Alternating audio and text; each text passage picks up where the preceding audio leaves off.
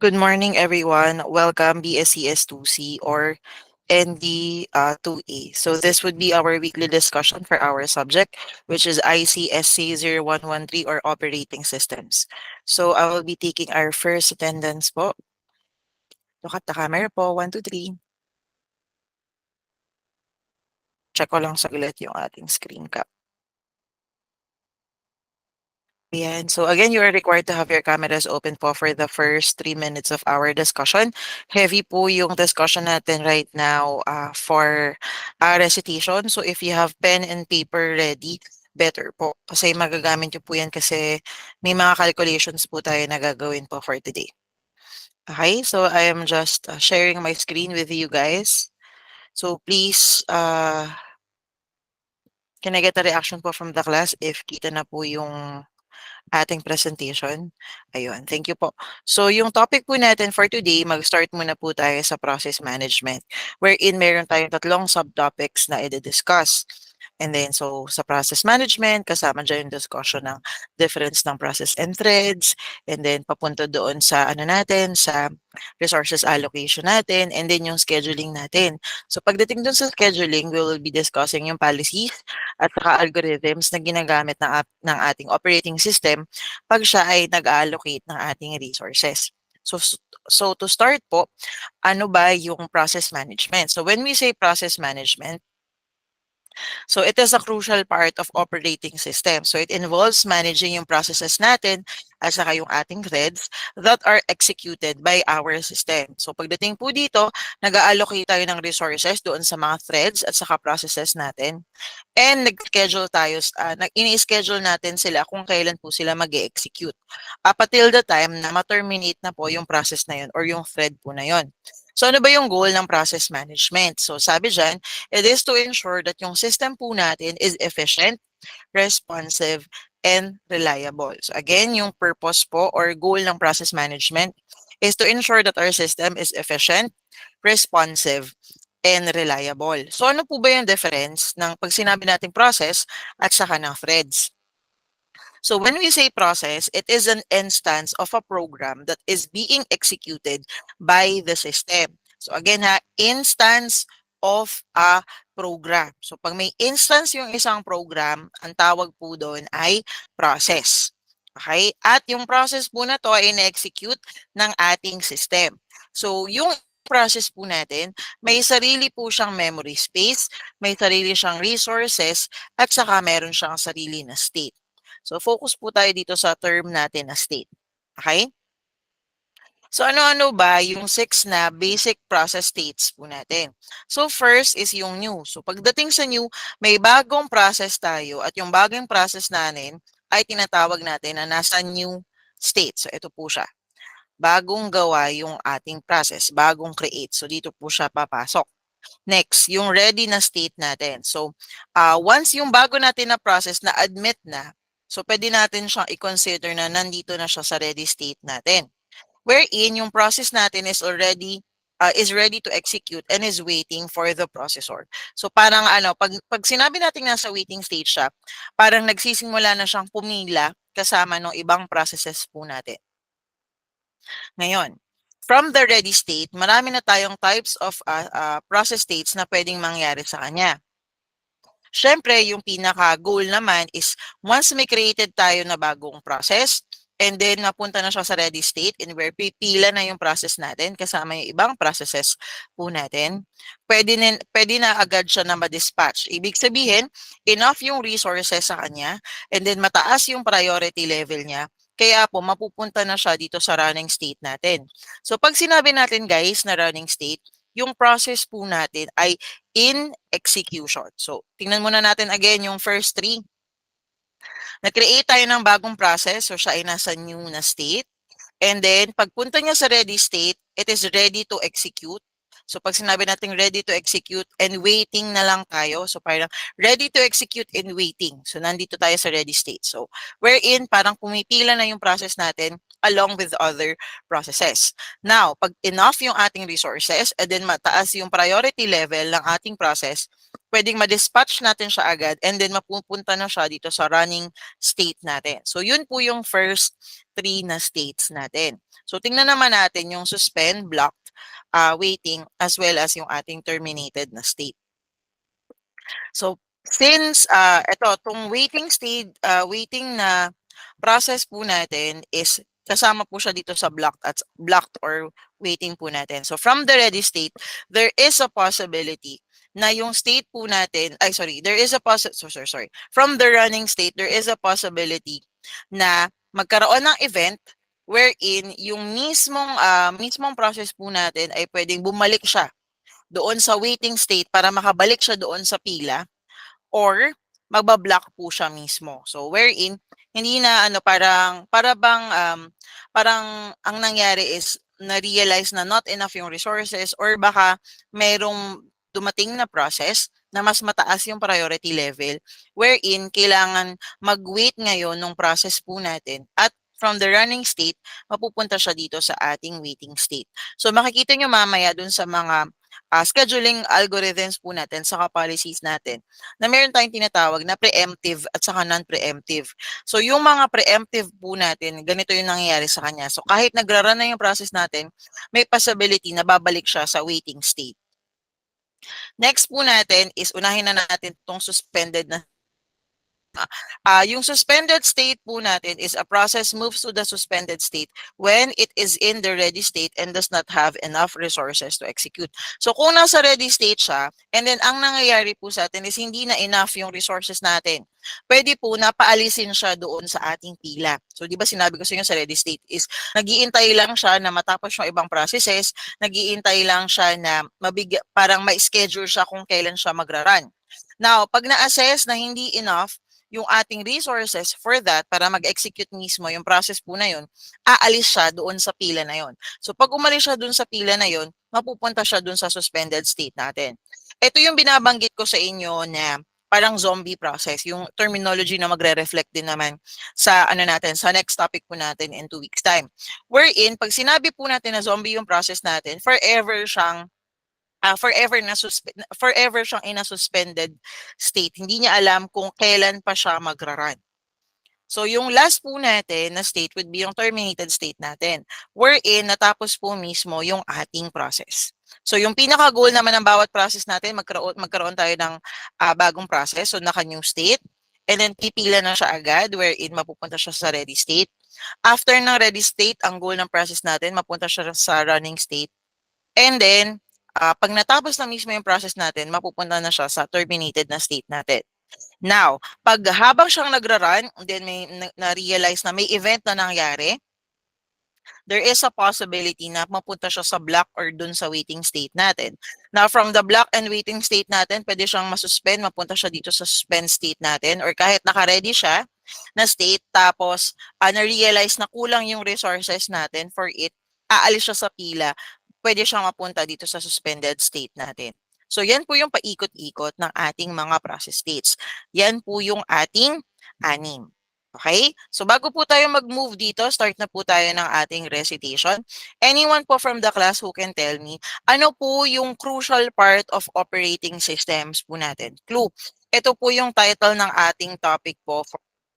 Yes, Reyes? Process management po mo. Okay po, process management. Now, ano po yung sinasabi natin na instance sa isang program that is being executed by our system? Yes po, Juliana? Process po. Process po. Okay. Anyone from the class who can give me at least dalawa natin na process states? Sige po, so pwedeng maraming magtaas para dire-diretso na yung tawag ni ma'am. Sige po, first 2, De Leon. New and ready po. Isa pa ulit. New at saka? Ready. New at saka, ang pagkarinig ko sa kanya, isang sabi niya is new at saka ready. Yes, Magkaling. Running and terminated po. Running and terminated. And yung huling dalawa po natin, yes, Cheryl.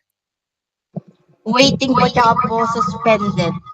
Okay, so waiting and suspended. So yun po yung 6 po natin na process states. Okay? So yung next naman po natin is i-compare naman natin yan dito sa tinatawag po natin na threads. So ano po ba yung ibig sabihin ng thread? So sabi dyan, a thread is a lightweight process that shares the same memory space as its parents process but has its own stack and program counter. So yung ito po kasi is isang ano siya, isang process po ito. Okay, yung nakikita po natin dito sa left side. Wherein, itong part po na to is kasama siya dun sa PCB na sinasabi pero hindi ko na po siya sinama doon sa atin sa discussion po natin. Kasi since ComSci po kayo, there will come a time na mas, anong tawag dito, mas in-depth yung discussion niya pagdating doon sa PCB po natin. So ito yung isang process natin. Makikita natin na meron siyang sariling code, data, files, registers, and then yung PCB na sinasabi ko sa inyo kanina. And then yung sa stack natin. And then dito nag-i-exist yung ating thread. So ito, pag isa lang siya, ang tawag natin dyan ay single-threaded na process. Pero, most of the time, meron tayong tinatawag na multi-threaded process. So, parang sample sa Java, wherein pwede tayong magkaroon ng multiple threads sa isang process po natin. So, ano po ba nangyayari doon pag nagkaroon tayo ng multiple threads? Wherein, it can run concurrently or parang sabay-sabay, pero within a single process. So, ano po ba yung nangyayari? Ano yung inaalaw? Ano yung ano yung mga bagay na possible po na mangyari pag mayroon po tayong multiple threads or multi-threaded natin na processes. First is pwede tayong magkaroon ng parallelism. So parang parallel. So parang sabay-sabay yung process po natin na nag-run. Another thing naman na pwedeng mangyari is pwedeng i-improve yung ating performance. Since mas mabilis yung turnover ng ating mga processes, mas nagkakaroon ng improvement doon sa bilis ng parang ano ba, sa bilis na matuterminate natin yung mga process, mas mabilis nating nafi-free yung ating mga resources. So mas nagkakaroon ng improvement yung ating performance. So again balikan po natin.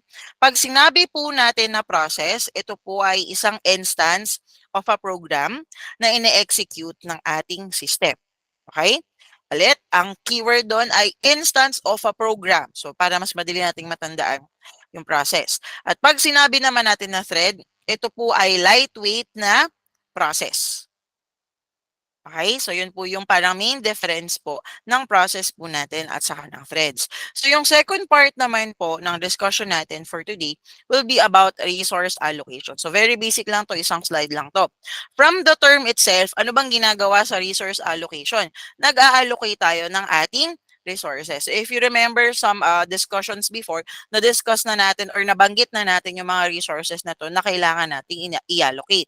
So, sabi dyan, this involves managing the allocation of resources such as yung CPU time natin or gaano katagal magre-run yung ating process.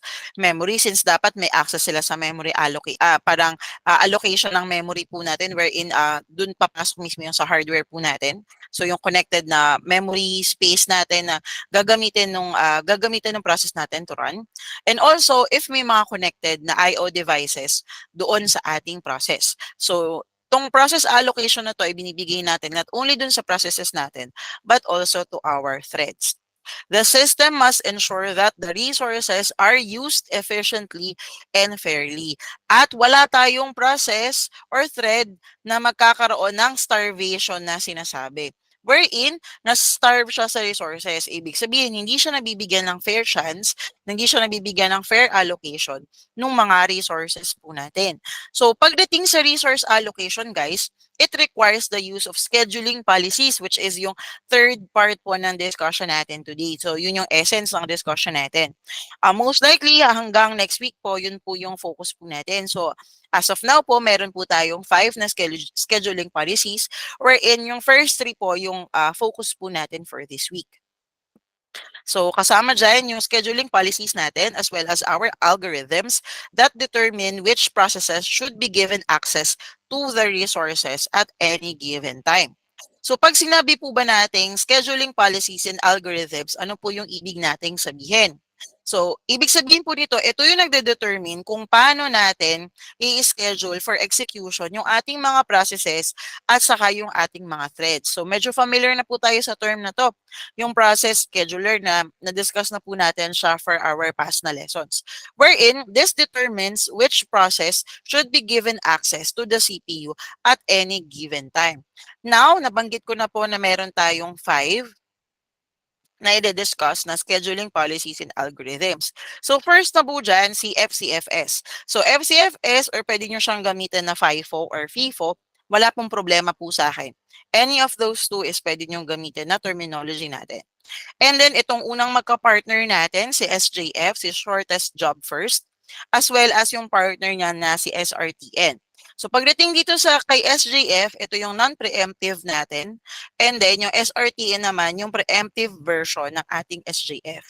Now for next week, ang focus natin would be about round robin and then yung highest response ratio next or HRRN. Ang isang malaking bagay na magre-reflect sa lahat ng magiging solutions nyo, computations nyo, ay yung tinatawag natin na Gantt chart. Yung Gantt chart na yan ay ginagamit po natin sa scheduling. As early as now, you have to familiarize yourself with this terminology kasi po gagamitin nyo yung Gantt chart na yan or a version of the Gantt chart pag kayo ay nag-BB thesis na ng third year nyo at pag kayo ay nag-fourth year thesis na. Yung fourth year thesis kasi, ginagamit nila yung Gantt chart para ma-monitor nila yung yung division of labor, division of mga tasks na kailangan nilang gawin para matapos po nila yung project at hand nila. Pero yung mga yung mga description na gagamitin natin sa Gantt chart would be this. Una, this would be a type of a bar chart that illustrates a project schedule.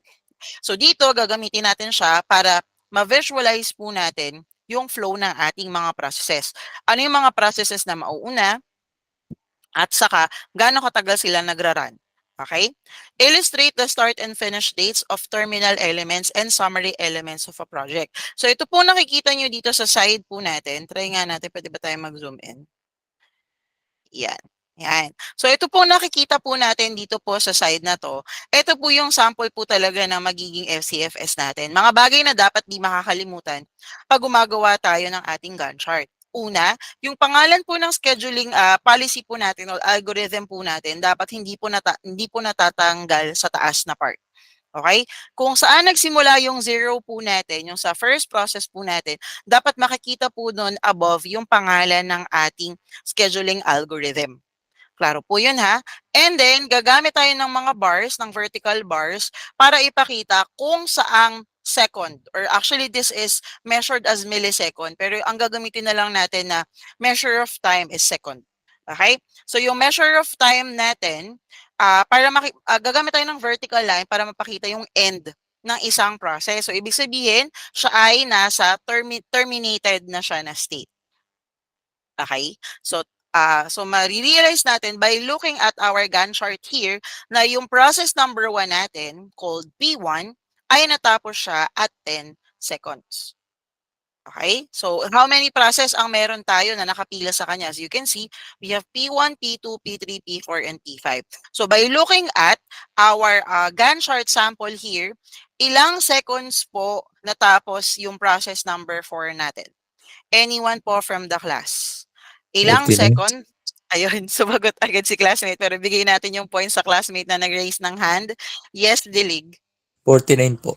Ayun, 49. So, 49 siya. So, ganun po yung pagbasa dyan, no? So, para kahit papano ngayon, medyo na-familiarize na po kayo dyan. And ang gusto ko po talaga is nakabox po yung inyong gawa. Now, pagdating naman doon sa, ako kasi visual learner ako. Wherein, nakakatulong sa akin yung pag-associate ng mga colors doon sa aking mga, doon sa aking Gantt chart. So, mamaya po doon sa sample natin ng computation, makikita nyo ang big difference nitong sample natin sa yung sa gagamitin ko po sa inyo na sample is that makulay po siya, colorful po siya. So para din, especially pag napunta na tayo doon sa mga preemptive na version ng ating mga processes, madali nating ma-identify na ilang beses bang nag-run itong process na to. Kasi ang pinakamadaling version lang po talaga is yung ating FCFS. Okay, so yun po yung basics po natin doon. Wait lang, balik lang po ako. So, and then, yung ating Gantt chart, tandaan yung spelling ha, double T po yan. So, yung Gantt chart po natin, it also illustrates how jobs are scheduled over time on our CPU. So, yan. Yan yung mismong schedule nung ating list of our processes. So, yan ay nakapila. And then, meron silang separate na mga, dito, burst time na tinatawag. Pag sinabi nating burst time, is ito yung dami ng, again ang ginamit natin na measurement of time is seconds. Pero most of the time, this is milliseconds. So, yun lang yung ginamit natin na measure of time. Seconds. So, anong tawag dito? So, nawala ako. So, ito, meron tayong 5 na processes and then na-create sila and then napunta sila dun sa ready state. Now, nandito tayo sa time na ina-analyze natin, pinaprocess natin, ano ba yung mga scheduling algorithms na possible na gamitin ng ating operating system para makapag-decide siya ano yung dapat unahin dito sa 5 processes na to. Okay, so yun yung magiging guide po natin. So parang hine-help tayo na maintindihan kung ano ba yung parang thinking behind ng ating operating system sa pag-i-schedule nitong mga processes na to. Kasi ang goal lang naman ng bawat process ay siya ay nasa new state, siya ay nasa ready state, siya ay mapunta sa running state, at siya ay terminate or ma-terminate na state. Now, iniiwasan natin na may mapunta doon sa waiting state and especially may mapunta doon sa suspend state. Now, for our samples po for today, mag-start tayo sa FCFS. So, very straightforward siya. And then, susunod tayo sa SJF wherein titignan natin yung dalawang values. Titignan natin yung arrival time as well as yung tinatawag natin na burst time. So, pag sinabi po natin again the burst time, lagay ni ma'am yung spelling. Kita nyo rin naman to later. So, pag sinabi natin ng burst time, parang ito yung tagal or parang ilang seconds magra-run yung isa nating process. Okay, so yan yung isang mahalagang value natin. At yung isa pang mahalagang value natin ay yung tinatawag natin na arrival time. Pag sinabi nating arrival time is ilang siya, parang pang ilan siyang dumating. So parang gano'n, or parang pang ilang second siyang dumating. So yun po yung sa arrival time po natin. And then, so again, straightforward sa FCFS. SJF, may konti kang analyzation na titingnan doon sa dalawang columns. And then, yung preemptive version ng SJF natin is SRTN, wherein there is a possibility na yung isang process natin ay mahati-hati siya sa iba't ibang, sa multiple times na magra-run po siya. So para habang nagra-run siya or nandun siya sa running state, parang biglang may mangyayari na instance, may mangyayari na event, mapupunta siya dun sa ilalim. So if you remember yung image natin kanina, ito. So if you remember yung image po natin kanina, yan. So may possibility dun sa preemptive na version ng ating SJF, which is SRTN, habang nandito po siya sa running state po natin. Ay, ba't ganun? Hindi pala siya pwedeng i-zoom in tapos gamitan ng laser. So habang nandito siya sa running state po natin, may possibility na magkaroon ng event na nangyari and then bababa siya dito sa ating waiting na state. Okay? So doon naman sa atin, doon sa sample ng SRTN natin, may konti tayong titignan na parang comparison or analyzation and then babalik na siya dito sa ready state po natin. Okay? And then magde-decide ulit tayo kung kailangan niya na bang mag-run or kailangan niya pa ulit na maghintay. Okay? So up until the time na matapos natin yung lahat ng process natin and maging 0 po lahat yung kanilang burst time. Nasaan na ako? So balik po tayo dito sa ating current na slide, wherein ito na po yung first na ating scheduling algorithm or scheduling algo. First is yung ating FCFS. So it is also known as FIFO. Anyone po from the class who can tell me ano po ulit ibig sabihin ng FIFO or FIFO? Anyone po? Pag sinabi natin FCFS, it means first come, first serve. Ano kaya yung synonymous sa FCFS? Anyone? Yes, Mercado? First in, first out po. Yes. So again pag nakita nyo yan, let's say, nakita nyo yung pangalawang na to, anong tawag dito? Nakita nyo yung pangalawa na meaning na to, tapos apat yung choices. Nakalagay doon, may isang FIFO, may isang FCFS, may isang SJF, may isang SRTN. So may possibility po na dalawa yung sagot sa question na yun. Okay? So same natatanggapin natin si FIFO or FIFO and same po natatanggapin natin si FCFS. Pag sinabi nating FCFS, ito yung simplest natin sa ating mga scheduling algorithms. Wherein yung process po natin na unang dumating, siya po yung una nating i-execute. So ang mahalaga sa kanya is yung ating arrival time. Okay? Or yung tinatawag natin na AT. Arrival time po ang mahalaga sa kanya. Kung sino yung pinakamababa yung value ng arrival time, mas mauuna siyang magra-run. Now, pagdating po sa algorithm na to, nagsasuffer siya doon sa tinatawag natin na convoy effect. Ano po ba yung ibig sabihin ng convoy effect? So doon sa convoy effect, example na natin kayo ay na-trap doon sa traffic, papasok kayo sa, let's say uwi kayo ng bahay nyo, and then may nakasabay kayo na may nakasabay kayo na parada. So ang nangyari, napupunta kayo doon sa pinakalikod, doon nasa pinakalikod kayo doon sa traffic or doon sa list dito sa dami ng mga sasakyan nasa likod noong nagpaparade po na yun. So parang nagkakaroon ng convoy effect. So wherein, yung mga long processes natin ay pwede siyang mag-hold nung entire na queue natin. Meron po ba nakakaalam kung ano pong ibig sabihin ng queue? Q-U-E-U-E. Anyone po? Naku, paunahan mag-google to. Meron po ba? Ano po ang ibig sabihin ng Q? Q po ang basa dyan, ha? Pag sinabi natin Q, ito ay, sa Tagalog, nagsisimula sa letter P. Nagtatapos sa letter A. Yes, Cruz? Pila po. Yes. So, pag sinabi natin Q, sinasabi natin ay pila. So, katulad nga yung sinabi ko sa inyo, pagdating dun sa ready state, pumipila po yung ating mga process. Okay, so tingnan na po natin yung ating sample. So, sabi po dyan, so ito, yung sample natin is meron tayong ilang processes, meron tayong 3 process. As you can see, yung burst time niya, so na-discuss ko na po si burst time ha, si burst time is yung parang gaano katagal siyang kailangang mag-run or ilang seconds. So yun po yung ginamit ko na sa inyo measurement of time, seconds. So 24 seconds yung kanyang burst time ni P1, si P2 ay 3 and then si P3 ay 3. So alin po ang una nating ilalagay sa ating Gantt chart. So ito po yung paggagawa ng ating Gantt chart. Dahil wala pang nakalagay dito na arrival time if you look at it.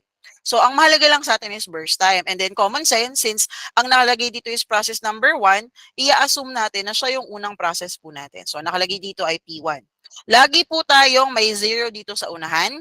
Ito po ang start time ni P1 at ang kanyang end time ay 24.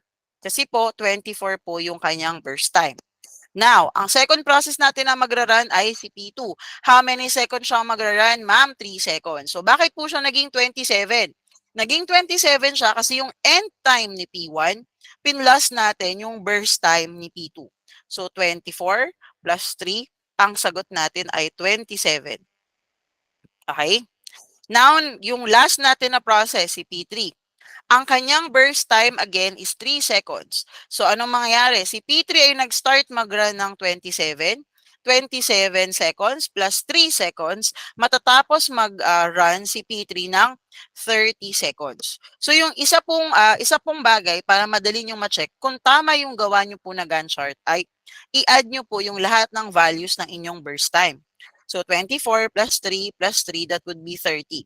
So, kung 30 yung naka-reflect dito, there is parang a higher chance na tama po yung Gantt chart na gawa nyo. So, yun po yung isang indication ko po every time na mag-check po tayo ng ating Gantt chart. So, ngayon naman, pagdating po nito, once na magawa na po natin yung Gantt chart, ito yung rule natin sa computation natin.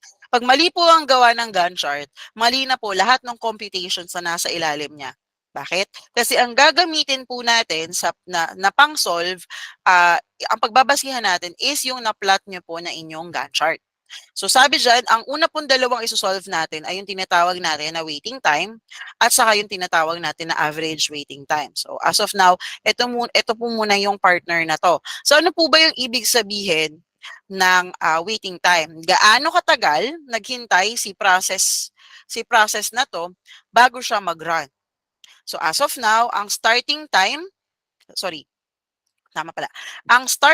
ni P1 natin ay 0. Di siya nag-intay.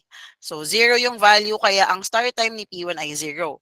How about P2? Ano ba ang start time ni P2? Ilang seconds niyang kailangan maghintay before siya mag-run? 24. Ito po yun. So ito si P2, nag-start siyang mag-run ng 24. Now si P3 po natin, ilang seconds siyang kailangan maghintay bago siya mag-run? 27. So 27. Okay, so ang waiting time ni P1 is 0, 24, and 27. No, mandali lang po pala. Ako po, later kasi may calculation na tayo na kasama natin yung value ng ating arrival time. So average waiting time natin, so si waiting time natin, ang tawag natin dyan ay WT. Okay? Si AWT natin, si average waiting time natin, so separate ito, isang linya yung calculation nito, isang linya yung calculation na to. So 0, 24, and 27, and then bakit divide ng 3? Kasi po tatlo yung process natin. And then ang nakuha po natin na value ay 17. So yan po yung basic na dito paliwanag ng calculation ng waiting time saka yung average waiting time natin. So tingnan po natin dito naman sa pangalawang instance natin. Suppose daw na yung sunod-sunod ng process natin, ang unang dadating ay si P2, bago si P3, bago si P1. So if you remember guys, dito sa sample natin, pareho lang ang burst time ni P2 at saka ni P3. Ang naiba lang po ay si P1. So ano po mangyayari pag si P2 ang nauna? So si P2 po ay magsisimula ng 0 seconds at matatapos siya ng 3 seconds kasi ang burst time po ni P2 ay 3. Okay? And then si P3 naman po natin, naghintay muna siya ng 3 seconds bago siya makakapag-run ng 3 seconds ulit. So start time ni P3 ay 3. Ipa-plus natin yung burst time. Ito po. Ipa-plus natin yung burst time ni P3. 3 plus 3 ay 6. Okay? Now, ito ngayon yung magiging start time ni P1 wherein ito yung number of seconds na parang gano'n siya katagal nag-intay before siya nabigyan ng chance na mag-run. So, yung P1 po natin, if you remember guys, ang kanyang burst time po ay 24.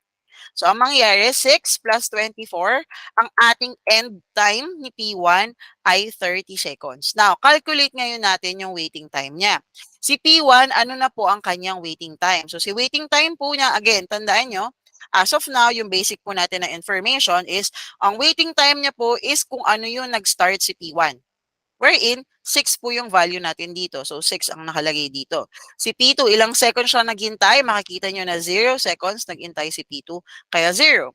Si P3 natin, 3 seconds siya naghintay, wherein 3. Now, pag sinolve natin si AWT, 6 plus 0 plus 3 is equals to 9 divided by 3.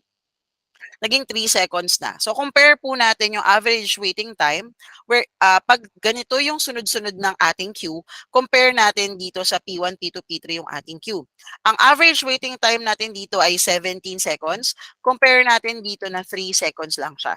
So, if you think about it, mas better po tong pangalawang case po natin wherein naiiwasan natin yung tinatawag natin na convoy effect or head of line blocking. Pag sinabi natin convoy effect, yung mga short processes po natin ay nag-i-stay sa likod ng ating long processes. Okay, so yan po yung tinatawag natin na convoy effect. Now, mandali lang po pala FCFS. Most of the time guys, ito po yung makikita nyo na sample ng computation natin for FCFS. Okay? Wherein meron po tayong tatlong, try kong mag-zoom in. Yan. So wherein meron po tayong tatlo na values lagi, tatlong columns. First would be the process, that's numbers. So pwedeng ganyan lang nakalagay, ang ibig sabihin niyan ay P1. Okay, there are times naman na literal nakalagay dyan ay P1, P2, P3, P4. Okay, pwede rin naman na ABC ang nakalagay dyan. Next po, ang column natin ng arrival time. From the term itself, ito yung parang second or parang pang-ilan siyang dumating. So, parang ganun. There are times naman na seconds ang katumbas nito na value. And then, pag sinabi nating service time, ibig sabihin lang po ng service time ay burst time. So, from now on, BT na po yung lagi natin gagamitin, burst time. So, AT is our arrival time and then burst time. Pag sinabi nating burst time, how many seconds siyang kailangang mag-run? Okay?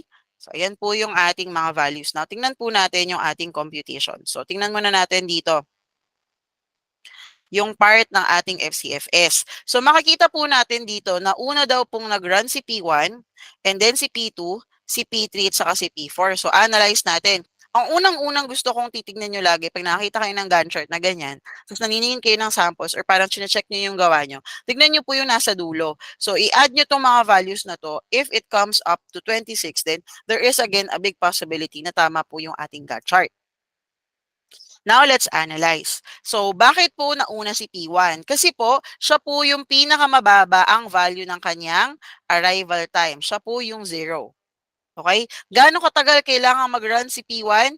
8 seconds. So, makikita natin, si P1 yung unang nag-run natin. Nag-start siya 0 seconds. And then, natapos siya at 8. Okay? Sino yung pangalawang process na mag-run? Si P2 kasi siya yung 1. Pinakamababa yung arrival time. So, nilagay natin si P2. Gano'n siya katagal magra-run? 4 seconds po. So, anong mangyayari? 8 plus 4 is equals to 12. P3 natin, siya yung pangatlong process natin na dumating or parang nakapila. So, dahil siya yung may arrival time na 2. And then, siya yung pangatlo. So, nag-start siya at 12 seconds, magra-run siya for 9 seconds. 12 plus 9 is equals to 21. Pang-apat po natin na process is si P4. Makikita nyo siya yung pinakamalaki yung value ng ating arrival time. Nag-start po siya at 21 seconds at kailangan niyang mag-run ng 5 seconds. So, 21 plus 5 is equals to 26. Yan po yung pagkakagawa ng ating Gantt chart. So, as you can see, huwag kakalimutan po yung pangalan ng scheduling algorithm natin sa ating Gantt chart. Now, punta po tayo dito sa calculation ng ating waiting time. Yan. Okay? So, dito po sa waiting time natin, makikita po natin yung calculation ng sa P1. To be honest guys, mas better sana na dalawang value lagi ang nakalagay dito. Huwag kayong masyado mag-alala. May isa pa po tayong sample. Gagamitin ko is Excel, wherein magkakaroon din po kayo ng access for it. Okay? So, pagdating po dito kay P1, paano po ba yung calculation na ginagawa po natin? May nag-ano po ba? May nag-raise po ba ng hand or nag-question? May narinig kasi ako. Okay po, sige po. Okay. So, pagdating po, nasa na? So, pagdating po dito kay waiting time natin, ang dapat po na calculation natin is this. So, yung mga waiting time po natin, it should be the start time minus the arrival time. Okay? Start time minus the arrival time. Ma'am, nasan po si start time?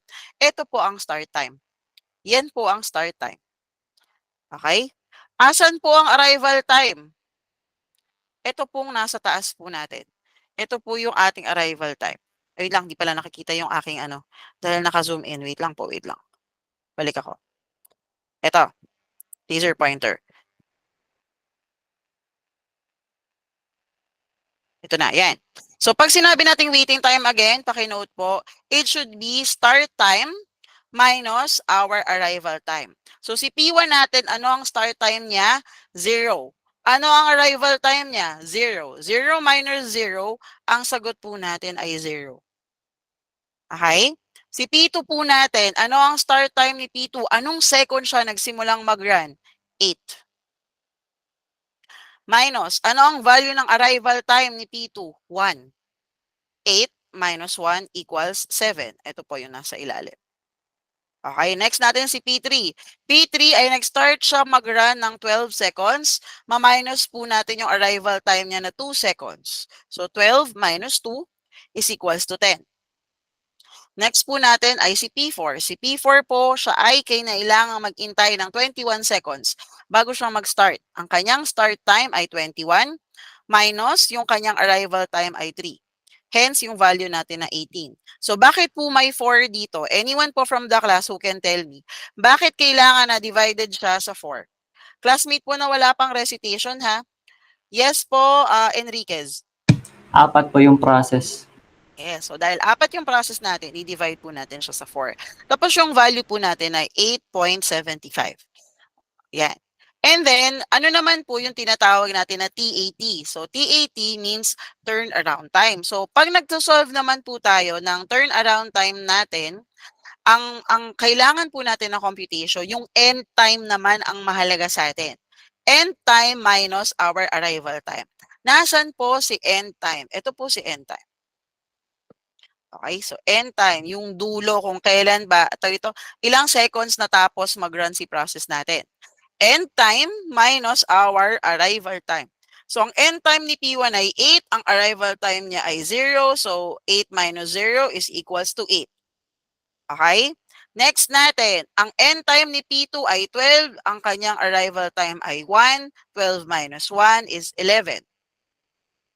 Next, ang end time ni P3 natin ay 21, ang kanyang arrival time ay 2. 21 minus 2 is 19. Next po natin si P4. Si P4 po ay natapos ng 26 seconds at ang kanyang arrival time ay 3 seconds. So, 26 minus 3 is 23. So, 61 po yung total nun. Makikita nyo po, ano pa rin siya, over 4. So, ang final niya po would be 15.25 po yung ating average turnaround time. So, si WT, waiting time, AWT, average waiting time, turnaround time, ito po muna, isosolve nyo muna siya. And then, si average turnaround time, itong nasa dulo. So, let me just share with you guys yung ating computation po na, at ito yung ating Excel for computation. Okay.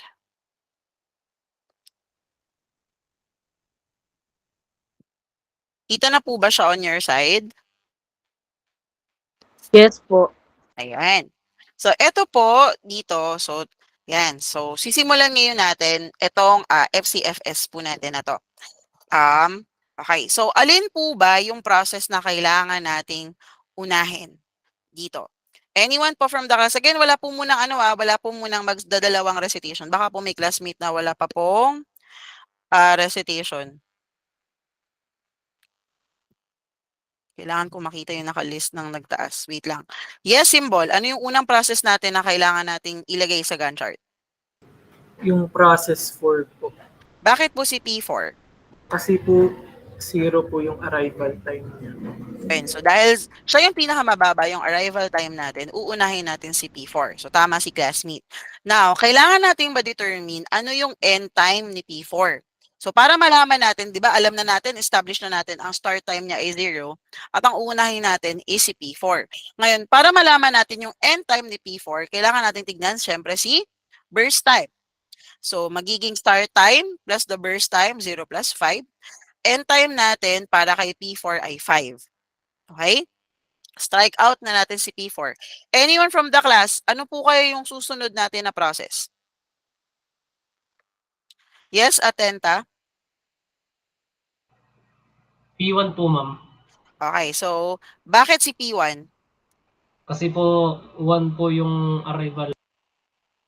Okay, ano po magiging end time ni P1?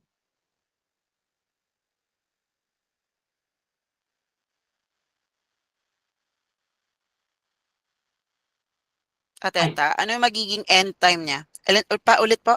8. 8. Sige po, so bibigyan kita ng 5 points pa rin doon kasi hindi mo na tama yung pangalawa na answer. Okay, so dapat 3 points lang pero 5 points. You want to try again? Ano ba dapat? Hindi siya 8. Yung end time po ba, ma'am? Oo. Ano ang end time ni P1? Bali po, 8 plus 5 magiging 13 na po. Ayun, so 13. So 13 po siya. So paano po natin nakuha yung 13? Nag-start po si P1 natin ng 5 seconds at kanyang burst time ay 8. So magiging 5 plus 8. Ang end time po ni P1 ay 13. Teka lang, may way pa ba para mas makita nyo siya ng mas zoom pa? Yan, I think. Kaso wait lang, hindi pala pwede kasi mas hindi makikita yung ibang mga laman. Try ko na lang din iputi yung text na to. Text natin is white. I don't think that helps. Pero sige, sabagay, pwede naman din i-zoom in sa phone, no? So, ayan. So, ang next po natin na process ay, again, first batch pa lang po tayo ng recitation. Yes, Peralta? P3 po, ma'am. Okay. Si P3 po natin. So, ano po kaya magiging end time ni P3? Peralta. Si Peralta pa rin po.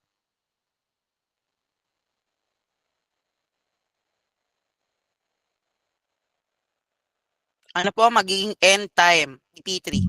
22 po, ma'am. 22. 22. So, check natin. So, nag-start si P3 ng 13. Start time plus our burst time, 13 plus 9 will be 22. So, yung last po natin na process, ano pa ba yung hindi natin nadaanan? Is si P2. Ngayon, ano po kaya magiging end time ni P2? Anyone po from the class? Yes, Ferrer? 26 po, ma'am. 26. So, tingnan natin, check natin. Nag-start si P2 ng 22 and then ang burst time niya ay 4. 22 plus 4 ay 26. So, try natin, i-check natin. 26. So, tama naman, 26. Yan. So, tama na po yung ating Gantt chart. So, again, hindi po mahalaga na may word na Gantt chart dito. Mahalaga po na may pangalan tayo na scheduling policy po natin dito. Now, magkakaroon tayo ng calculation ng ating waiting time. Okay? Sa ating waiting time, ano ulit ang ating, ano ulit yung ating pang-compute? So, lagyan natin to ng kulay. Para medyo, ayun, yellow. Kasi yellow yung sa dulo. Yan. So, yan. Ang waiting time po natin is yung ating start time. So, lagay ako dito. ST means start time. Start time. And then, ET means end time. Okay, so pag sinabi nating 80, it means arrival time. Yan. So, yan yung mga gagamitin natin dito. So, waiting time daw natin ay start time minus our arrival time. Ano po ba ang start time ni P1? Anyone po from the class? Paggawa po ako ng, wait lang, sige. Ibigay ko na yung ano sa inyo, yung access. Share natin. Ay, wait lang. Mamaya na pala. Sa recitation muna. Ako muna pala dito. Para hindi magkamali. Okay. So, si P1 natin as minus tayo ng, waiting time natin is start time minus our arrival time. So, ang start time po ni P1 ay 5, as you can see here. 5 siya. Next natin. Ano po ang arrival time ni P1? Ang arrival time po ni P1 ay 1. Ibig sabihin, ang value ng ating C ay 4. Okay po? So, pwede nang ibaba dito yan. 4. P2 natin. Si P2 po natin is ano ang kanyang start time? Ang start time po ni P2 natin ay 22. Ano po ang arrival time ni P2? Ito ay 3. So, magiging 22 minus 3, magiging 19.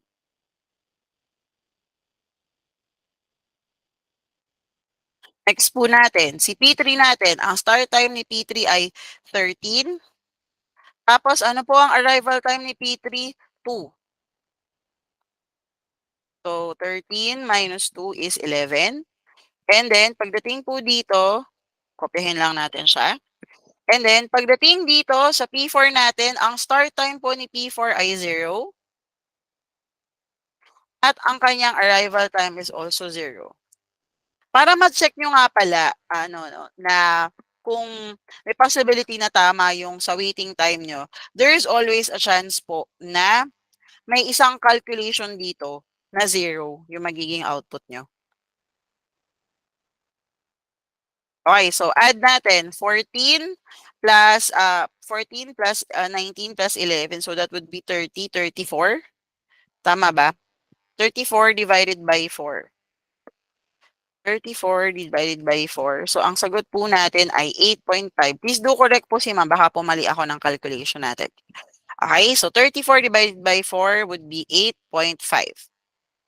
Now, solve naman natin si TAT. So, pagdating kay TAT, ano ulit yung calculation natin? It should be end time minus our turnaround time. Parang masyadong dark to. Yan. Yan. So, kay turn around time tayo. Yan.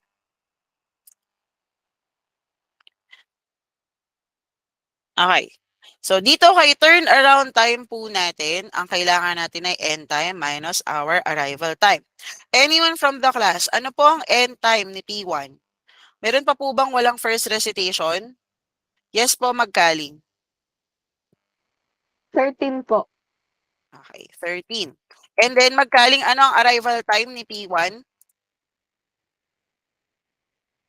1 po. Okay, so 13 minus 1 natin is 12. Kopyahin natin siya dito sa baba. It's 12. Okay, next natin. How about si P2 natin? Anyone po from the class? P2, yes, Dabu. 26 po. 26. Ano ang arrival time niya? 3 po.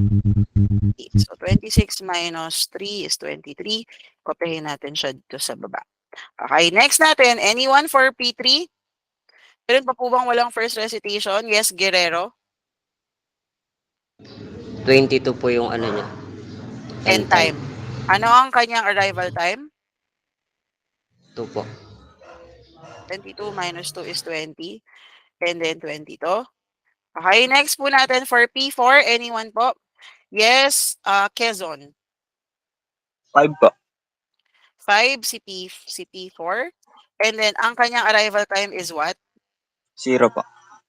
Okay, 5 minus 0 is 5.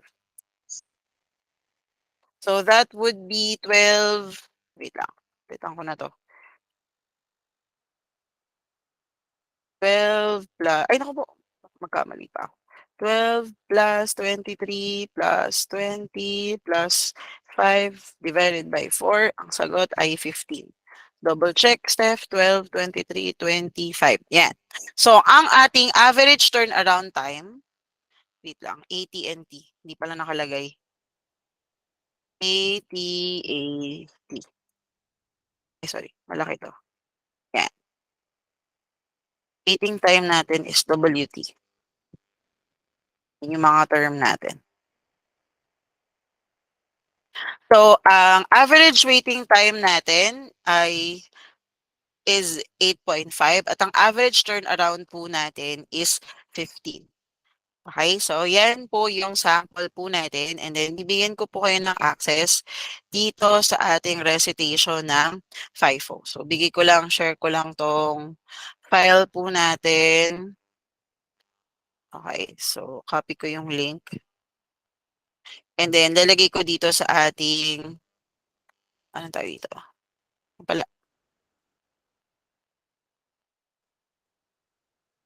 Yan. So, ganito po yung gagawin ng classmates, no? So, dun sa mga classmates na,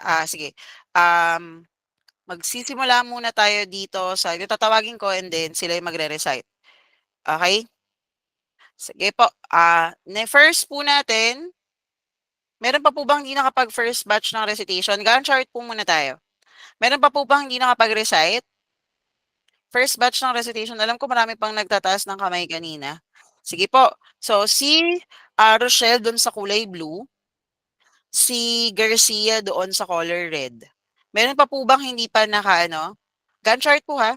Yes, si Adrian sa color orange. Orange ba yan? Basta yun nasa column G. At saka si Aren sa ating color, hindi ko alam kung anong kulay yan. Parang light blue. So, sige po. So, pag kayo ay sumagot, huwag kakalimutan yung pangalan mismo ng process ilalagay dito at saka huwag kakalimutan ilagay si end time. Okay? So, I'm assuming maligbad po dun sa apat na yon lahat po ng classmate. Ay, kayo po ang mag-access kayo po magta-type. Kayo po ang magta-type niyan. Kayo po ang magta-type.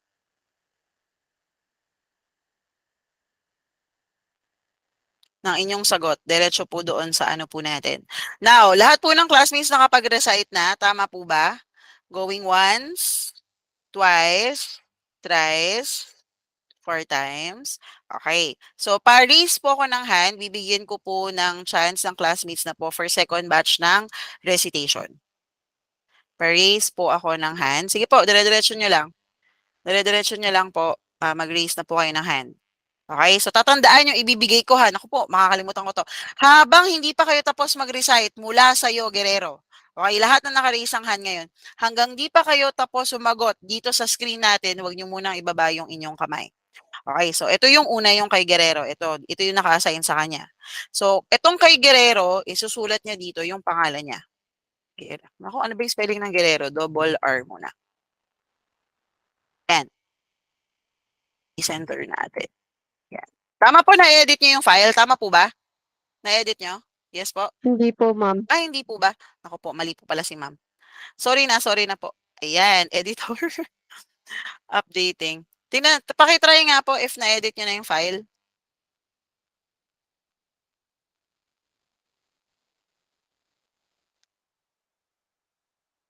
Again wala po muna magbababa ng kamay. Yung unang 4 po, nabigyan ko na po kayo ng task nyo. Parang same lang din. Ayan, yan. Pakitry na lang po if na-edit nyo na siya. Ayan, simula na. So, si Guerrero. And then, susunod kay Guerrero, si De Leon. Ito sa'yo, De Leon ha, itong pangalawa. Klaro, P2 ito. Waiting time ng P2 kay De Leon Next natin, P3, waiting time, Enriquez. P3, waiting time, Enriquez. Next natin, P4, waiting time, Symbol. Okay. Next naman natin. After ni Symbol, sige, lagyan ko na nga. Nahirap, baka maano. Si De Leon, sino yung tinawag ko dito? Si De Leon. Opo, baka mamali ako. De Leon, Enriquez, Symbol. Enriquez, Symbol. Yan, pwede na po kayong sumagot. Yung unang apat po, tandaan nyo na lang po kung ano yung inano nyo. Next po natin, ito, sasagot ng average waiting time. So, kung ano yung sagot dito sa C, kukopyahin mo dito. So, task mo yung buong linya na to. Okay? So, yung ating average waiting time, isa lang ang sasagot, si Cheryl. Next ko po, turn around time P1, turn around time P1, atenta. And then, nasa na ako? Baba. Fabrigar.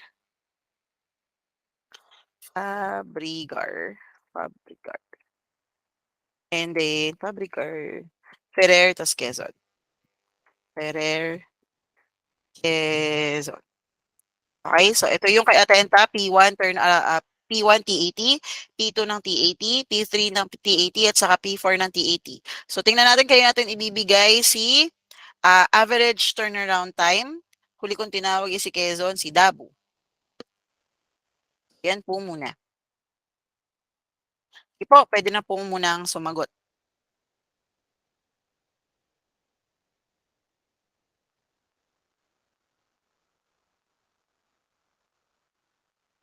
So, tingnan po natin.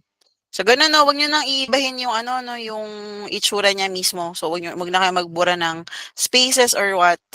Tapos si Cheryl, lahat ng sagot nyo individually doon sa waiting time, si Cheryl na yung maglalagay dito sa ating average waiting time. So, ganun din yung kay Dabu. Yung mga isa-isang sagot sa taas, ikokopya niya na lang dito. Okay, so again, ang pinaka-guidance po natin ay yung apat natin na classmate na sasagot ng ating Gantt chart. Pag mali ang gawa nilang Gantt chart, mali ang computation nyo. So I highly recommend guys that you also have your pens ready.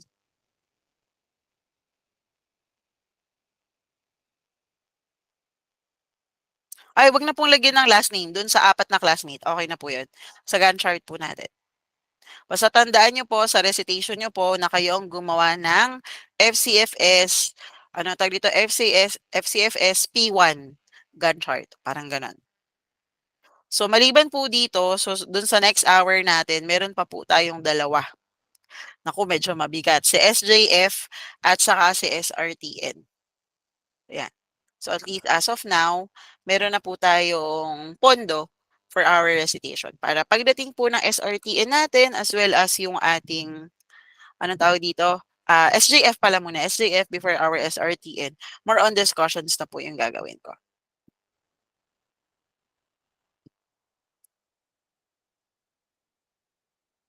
Malay mo, nakapag-solve na talaga si Dabu. Diba? May naiisip na siya na value. Naku, sino bang inassign natin kay doon sa kulay, ano ba to? Light blue.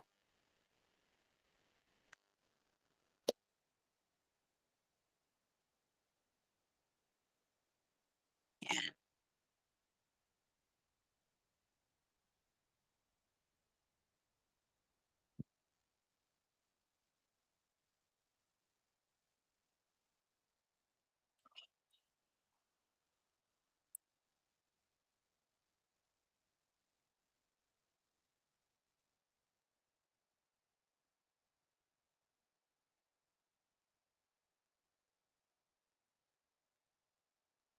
Wala po yung magsosolve ng kulay light blue natin.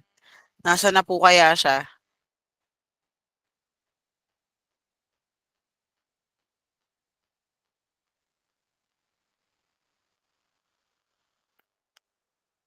Raise po ako ng hand, yung classmate po na naka-assign sa mag-type sa in-call messages. Sino yung classmate na naka-assign dito sa light blue? Pa-type po ako sa in-call messages.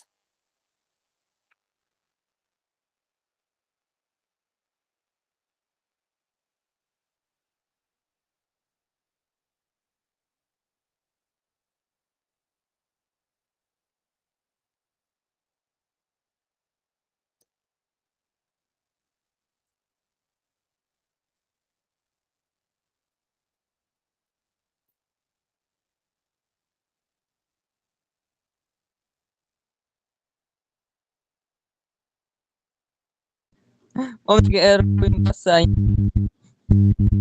Yes po? Sa turnaround time po.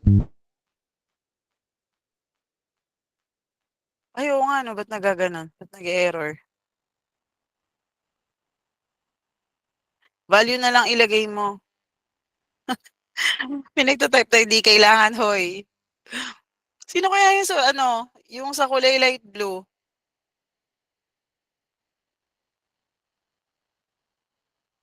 Nangyari dito? Wala ba? Walang magre-raise kung kanino yung light blue? Bibigay ko na lang kay Magkaling yon. Go Magkaling, sa'yo na yon. Ikaw na dito, Magkaling. Eto, yung light blue. Ma'am, sa akin po siya, nag-error lang po dun sa Excel. Sa'yo? Sige, sige po. Sabi ko kasi magsulat sa in-call messages. Sige, yun pala. Sige na. Waiting si Magkaling.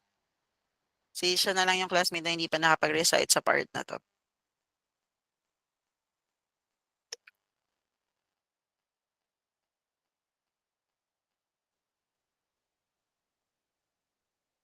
Okay, so ayun na. So yun po yung pinaka-basic dun sa ating mga scheduling algorithms. And then guys, pagdating po sa ating midterms, especially doon sa ating, well technically it should be a project. Kayo po ay magkakaroon ng groupings. Ang groupings nyo po ay gagawa kayo ng isang program na ini-implement yung mga scheduling algorithms na yan. So tayo po ay may 5.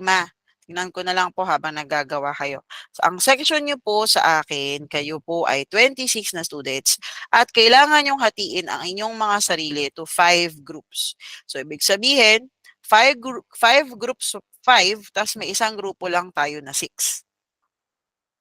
Hindi pwede na magkaroon tayo ng grupo na 2 6 tas may magiging 4. Okay?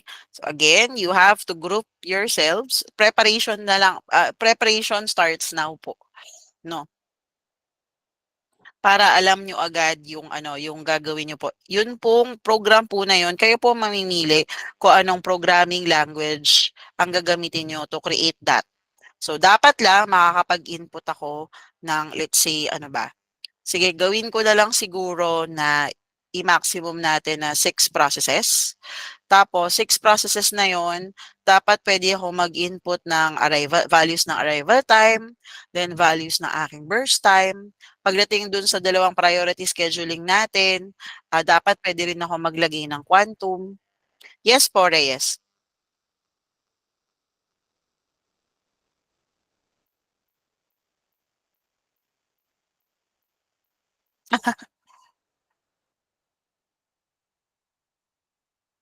I am hoping na nakapagsagot na si Reyes. If not, I don't know. So, ayan again po, that would be your project po sa akin for the midterms. You have to group yourselves into 5, wherein each group will be representing of a scheduling algorithm. Then you have to create a program that will showcase yung scheduling algorithm po na mapupunta sa inyo. And then po, yung scheduling algorithm po na yun, you have to present that po by the time, iusog ko na lang siguro after after midterms week natin siya ipepresent. Yes, ipepresent.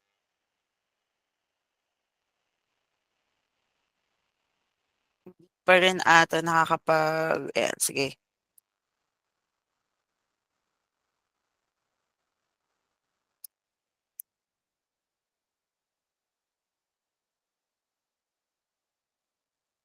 Okay lang sa'yo kung gusto mong gawin gano'n. 9 divided by 4 equals gano'n. Okay lang kung gano'n yung gagawin mo ng sagot dyan.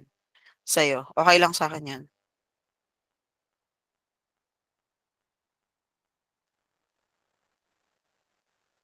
Yan. Nag-solve na si Dabo ng on his own. Sige po. So, ulitin ko So, as early as this week po, magkakaroon na po kayo ng grouping. No? And then, yung grouping po na yan, is since madadaanan naman natin unti-unti yung mga scheduling algorithms po natin by next week, is magkakaroon na po tayo agad ng ating bunutan. Again, kayo po ang magde-decide anong programming language ang gagamitin niyo. Kung gusto niyong C++ yan, walang problema sa akin. Most probably Java yung gagamitin niyo or C# or kung Android, kung nakapag-Android na po kayo, kayo po yung bahala po. Basta dapat allowed akong maglagay ng 6 na processes. Tapos ano yung dapat niyang i-produce? Kailangan niyang i-produce si Gantt chart, kailangan niyang i-solve si waiting time, si average waiting time, si turnaround time, at saka si average turnaround time. Yun po.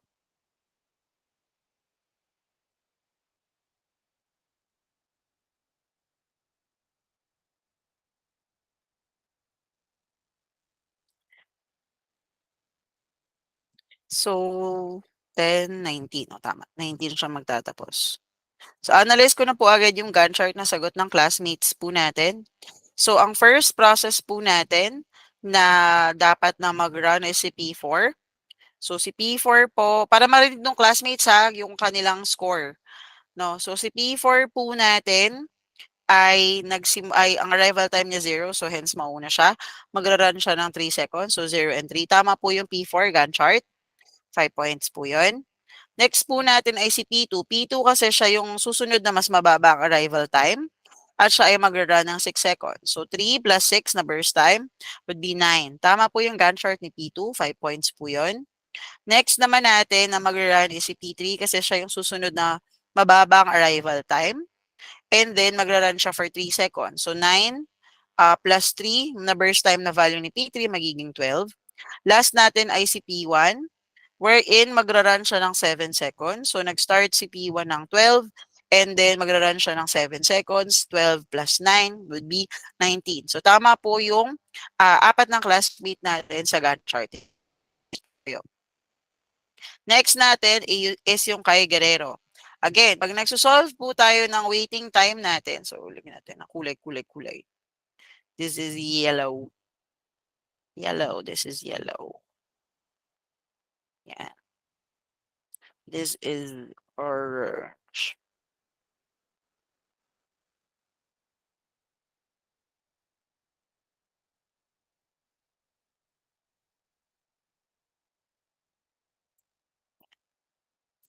Now, for waiting time. So, yung sagot po ni Guerrero, tingnan natin. So, ang solving ng waiting time natin is start time minus arrival time. Ang start time ni P1 po natin ay 12, so tama yon. Minus, yung arrival time po ni P1 ay 3, so 9. So tama. Tama po, 5 points kay Guerrero. Next naman po natin ay kay De Leon. So, ang start time ni P3 ay 3, and then ang kanyang arrival time ay 1. 3 minus 1 is 2. Tama po si De Leon. Next natin ay kay Enriquez. Ang start time ni P3 ay 9. Ang arrival time ni P3 ay 2. 9 minus 2 is equals to 7. Tama po si Enriquez. Next natin ay kay Symbol. Ang start time ni P4 ay 0. Ang arrival time niya ay 0. So 0. So tama po yung kay Symbol. So 9 plus 2 plus 7 plus 0. So that would be 9 plus 9. Tama ba ako? 9 plus 9. Which is 18. 18 divided by 4 is 4.5. Tama po yung kay Cyril. Tingnan natin yung sa turnaround time. Turnaround time is end time minus our arrival time. Ilang seconds natapos si P1? 19. Okay, 19 minus ang arrival time ni P1 is 3. 19 minus 3 is 16. So tama po si Atenta. Next natin is si Fabregar. So, si P2 ay nagtapos ng 9 seconds minus ang kanyang arrival time na 1. So, 8. Tama po si Fabregar. Next natin si Ferrer. Natapos ang P3 natin ng 12 seconds minus ang arrival time ni P3 natin ay 2. Hence, 10. So, tama si Ferrer. Nawala lang yung 10 doon sa tabi niya. And then, si P4 natin, si Quezon. Natapos po si P4 ng 3 seconds minus ang kanyang arrival time is 0. 3 minus 0 is 3. So, i-add natin 16 plus 8 plus 10 plus 3. So, that would be, dahil mahina si ma'am sa math.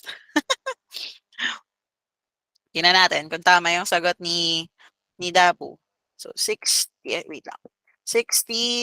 plus 8 plus 10 plus 3 divided by 4 9.5. Mali po si Dabu. So, bigyan natin ng 3 points si Dabu for this. So, dapat po ang sagot natin ay 9.5. Wherein, 16 plus 8 plus 10 plus 3, divide po natin siya sa 4. Ang sagot po natin ay 9.5. Okay po? So, yan po yung solving natin for FCFS. Tapos na po lahat mag-recite, ano? No, si Magkaling na lang ang kulang ko. Ang maiwan na lang po na mag-raise ng hand ay yung mga classmate na wala pa pong recitation. So, thank you po. So, balik lang po ako doon sa ating shared na presentation. Nasaan na? So, balik lang po ako doon sa presentation. So, yun po yung basic na information regarding yung ating FCFS. Now, moving on, meron pa po tayong dalawa. So, which is yung ating tinatawag na shortest job first or SJF. So, kung yung FCFS natin, if you remember guys, it is yung simplest na scheduling algorithm natin. Pagdating dito sa shortest job first natin, it is minimizing the average waiting time at saka yung turnaround time. So, tandaan nyo, habang mas maliit yung value ng ating AWT at AT&T, mas, ano po siya, mas effective po siya.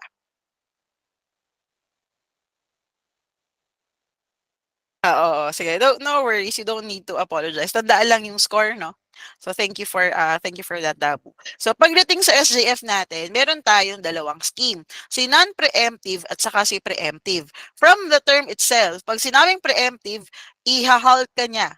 Habang nagra-run ka, there is a possibility magkakaroon ng, ano yung term kanina? Magkakaroon ng event, tapos mapupunta ka doon sa waiting state natin. Pag sinabi non-preemptive, sabi dyan, once yung CPU natin is nag-assign na, yung process natin na hindi siya nape-preempt up until the time na matapos yung burst or matapos na mag-run yung ating process. Pag preemptive kasi, ang mangyayari, kung merong bagong process na darating, na mas less yung burst time compared dun sa running natin na process, magkakaroon tayo ng remaining time ng current. So if that is the deal, magkakaroon tayo ng preemption na mangyayari. So, dyan papasok yung shortest time remaining next natin or SRTN.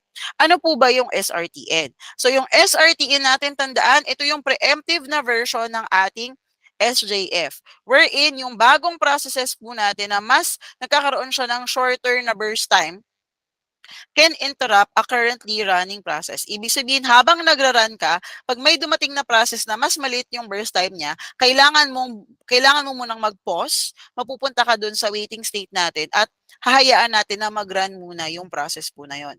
Pagdating dito sa SRTN natin na to, it minimizes yung average natin na waiting time, turnaround time, at saka yung ating response time. So magkakaroon po tayo ng tatlong aspects po na yan. So yung first po natin na sample for SJF is this. So counter check ko lang siya if same lang siya nung gagamitin ko sa discussion natin. Magkaiba siya. Sige. Discuss po muna natin yung nasa screen na to. Okay, so pagdating dito sa SJF natin, guys, makikita nyo meron tayong 4 na processes. Ito yung kanilang arrival times at saka ito yung kanilang burst times.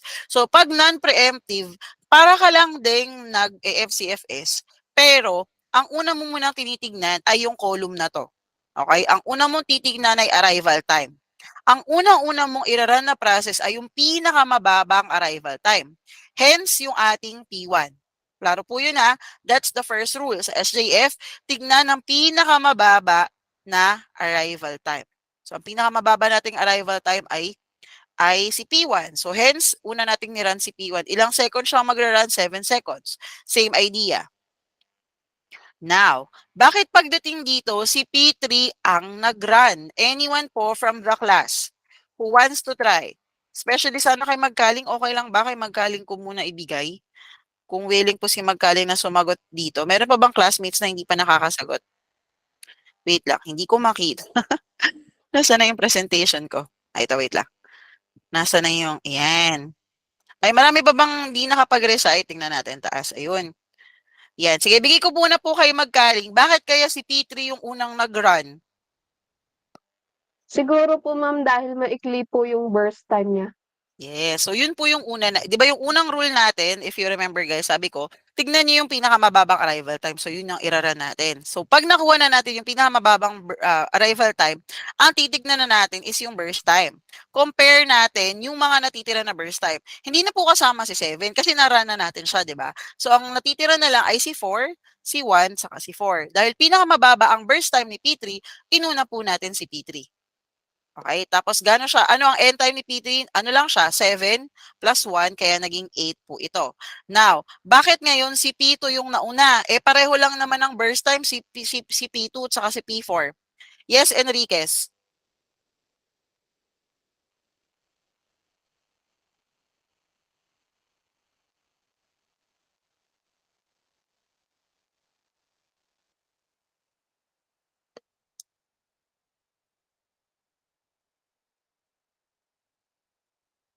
Enriquez?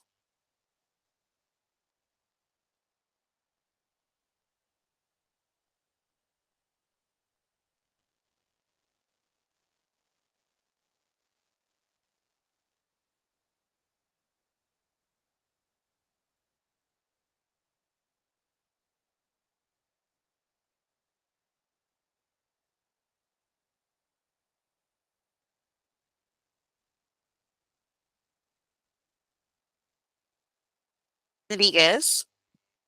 Wala po si Enriquez. Sige po, yes, Mercado. Nauna po siyang nag-arrive. Okay, so unahin natin si P2 kahit pareho sila ng burst time kasi mas nauna yung arrival time ni P2 natin. So ito siya. So again, kailan matatapos si P2? Nag-start siya ng 8 seconds and then meron tayong 4 seconds dito na burst time. 8 plus 4, magiging 12 siya. And then ang natitira na lang po natin sa ating queue ay si P4. So ira-run natin si P4, mag-start siya ng 12 seconds at meron siyang 4 na seconds na burst time, hence 12 plus 4 is 16. So, paano po yung calculation ng ating waiting time? So, ganun pa rin po yung ating waiting time. Okay? So, yung waiting time po natin would be the start time minus our arrival time. So, ang start time po ni P1 ay 0, ang kanyang arrival time ay 0. Hence, 0 po yung value natin dito. Now, pagdating dito kay P2 po natin, yan. Kay P2 po natin, nag-start siya ng 8 seconds at ang kanyang arrival time ay 2. So, 8 minus 2, ang sagot po natin ay 6. Ito po, yung nasa average waiting time natin.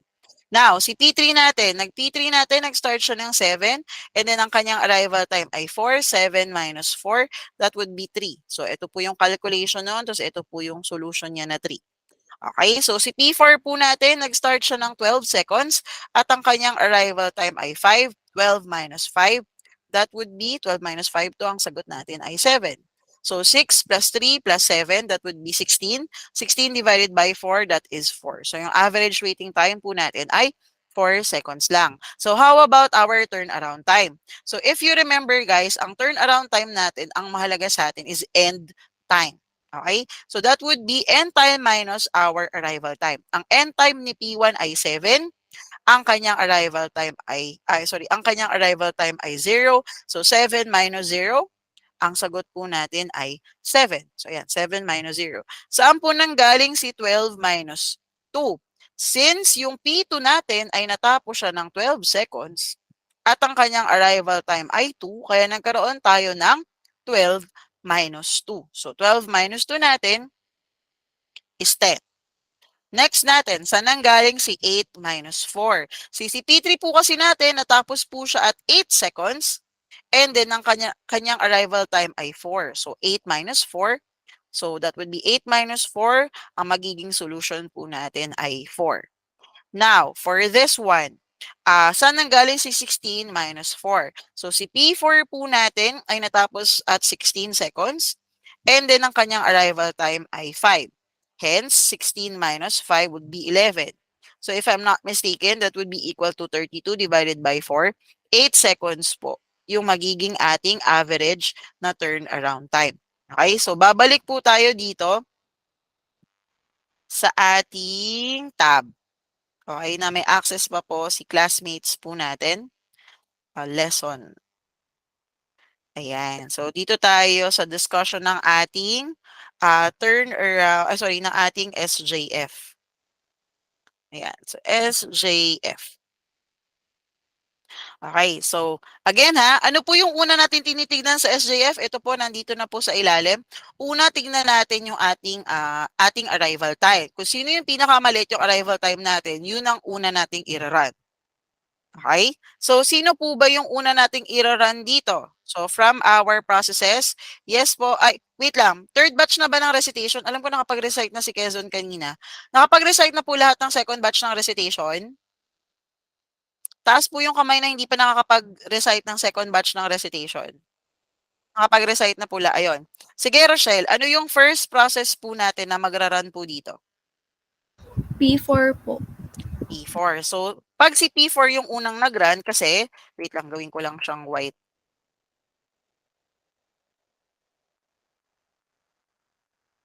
Ayan. Ay, mali. Ang ibig kong sabihin this one. Yan.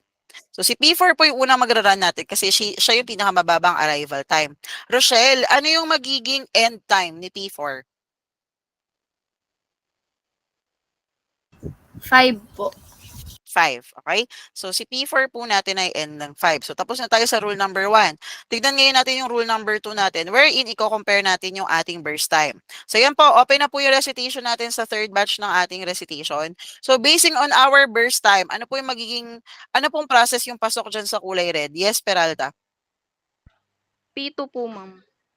P2. Ano yung magiging end time ni P2 natin? 6 po. Bakit po naging P2? Siya po yung pinakamababa yung ating burst time. Again, natitira na lang natin si P1, si P2, tsaka si P3 kasi naran na natin si P4, di ba? Ito na siya. So, ngayon, dun sa 8, 1, at 5, ang pinakamababa na volume natin ay 1. Hence, ang unang magra-run natin ay si P2. Tapos, kaya naging end time niya is 6 kasi 5 plus yung burst time natin na 1, kaya po naging 6. Okay? Sino naman kaya yung susunod natin na process?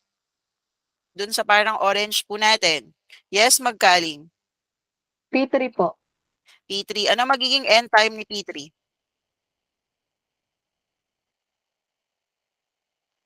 11 po.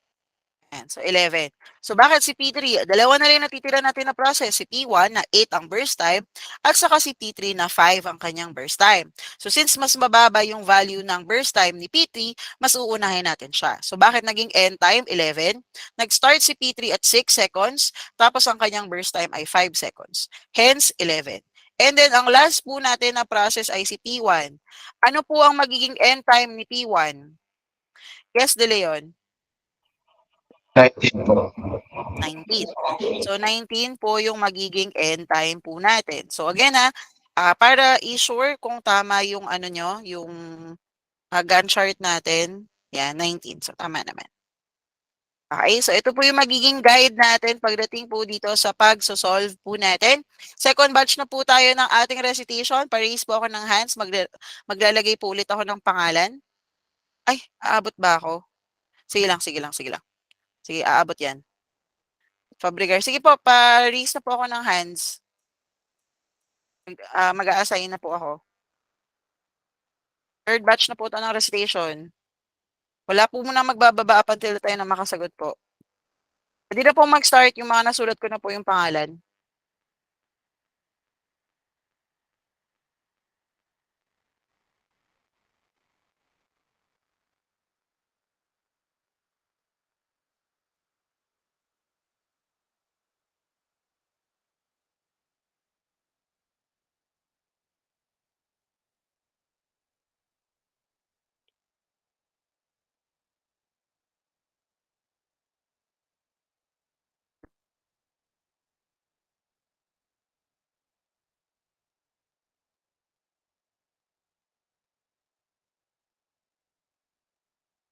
Kulang pa po ako ng sasagot. Kapag-recite na po ba lahat?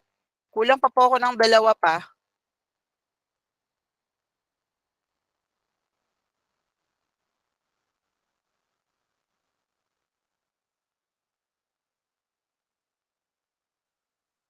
Yan po.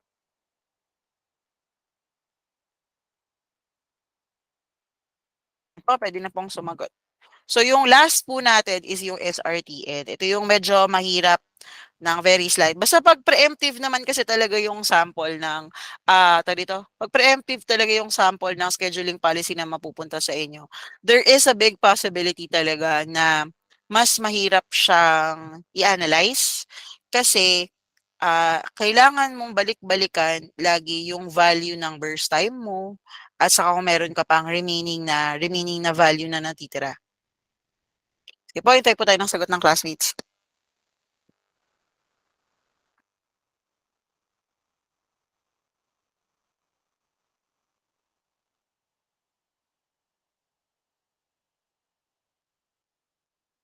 So, yung recitation ng SJF, kung hindi tayo aabot, di kailangan kasi umabot talaga tayo hanggang SRTN. Siguro hanggang discussion ng SRTN. Tapos pakita ko yung old sample. Kasi meron po kasing old formula saka new formula sa SRTN. Actually, na-introduce lang sa akin yung yung new formula last year lang ng mga students ko last year. So, sabi ko nga sa inyo, it would be a great thing if I can impart some knowledge with you guys. Pero it would be a better thing if kayo po yung mag-i-impart ng knowledge sa akin. So, if meron kayo share ng mga bagay patungkol dun sa topics po natin na hindi po ako familiar, pwede ko siyang i-add para po mas maraming students ang magbe-benefit. So, yan. Sige po, sagot na po si classmates po natin.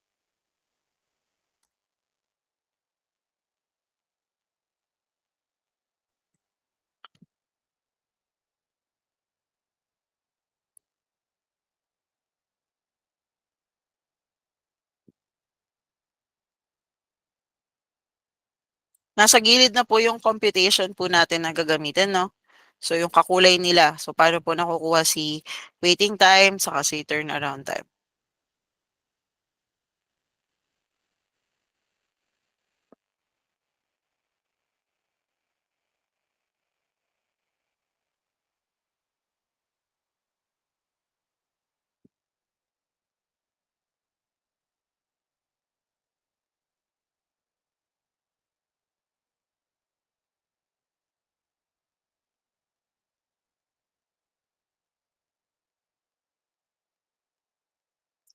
Yan. So, habang nagsasagot po si classmates po natin.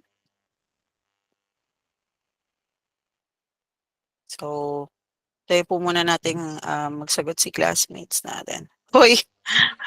Ano yan? Sino nag-type niyan? Atenta ha. Yan. So, tingnan natin yung sagot ni classmates. Mukhang kailangan kong i-usog or liitan ko na lang siguro yung font size. I think that's better.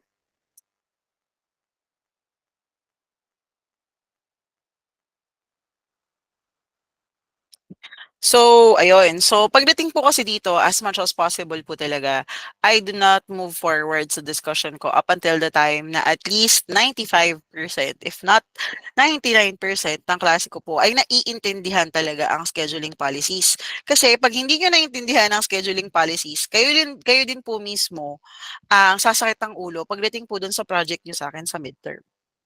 Okay? So, kailangan po, isa po sa magiging outputs nyo po by tomorrow, ang inyong final grouping. So, dapat po mag-grouping na po kayo. Ano po ba, magagawa ko ng poll dito sa ating sa ating Google Meet. Ano ba ang gusto nyo? Si ma'am ang pipili ng kagrupo nyo? Or kayo ang pipili ng kagrupo nyo? Gagawa ako ng poll.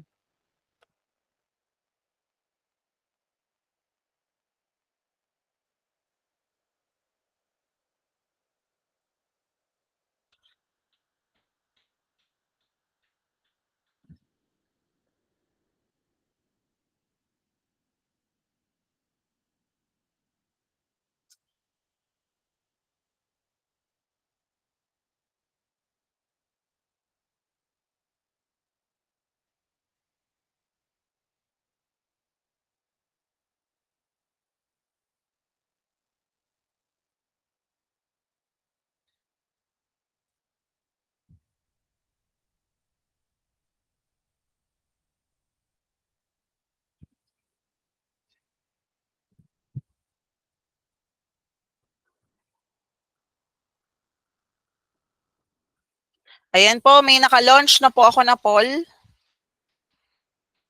Paki-open po siya. Alam ko may i-click kayo na parang, wait lang, tingnan ko dito sa ano ko, sa phone. I-click nyo yung, nasa na yun?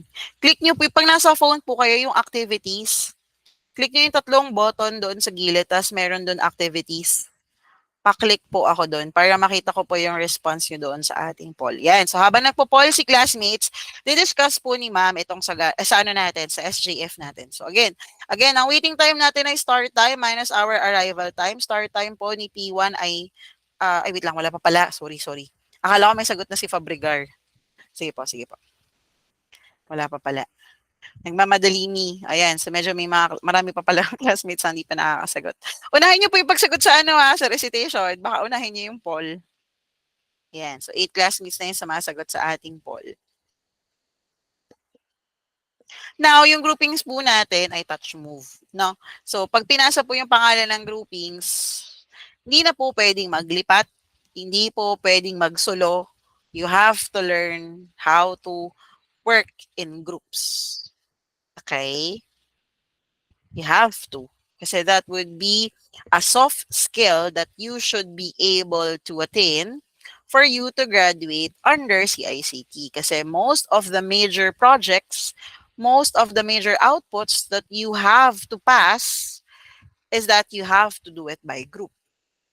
So as early as now, you have to establish that soft skill. Okay. Noted doon, Fabregar. Sige, wala tayong magagawa. We have to take the time. We have to consider classmates with a slower internet connection. Walang problema. Sige po. Basta po, you edit your answer there. And po, so as of now, we are, I think we have 25 students inside our Google Meet. And as early as now, 12 students po have answered our poll. So yun siya. So starting from now is mag-ano na tayo. Actually, by as early as tomorrow, I can already assign the scheduling policies. I can have like a recorded session wherein I can just post it to your group telling you na ito. So si group number 1, so si group number 1, ito yung naka-assign sa kanilang scheduling policy. That's it.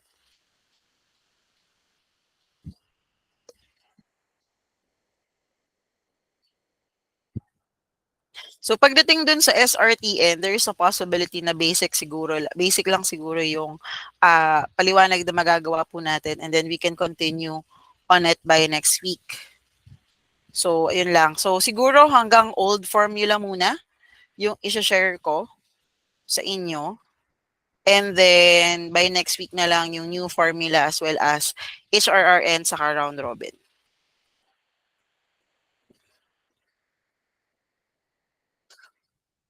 Excuse me po.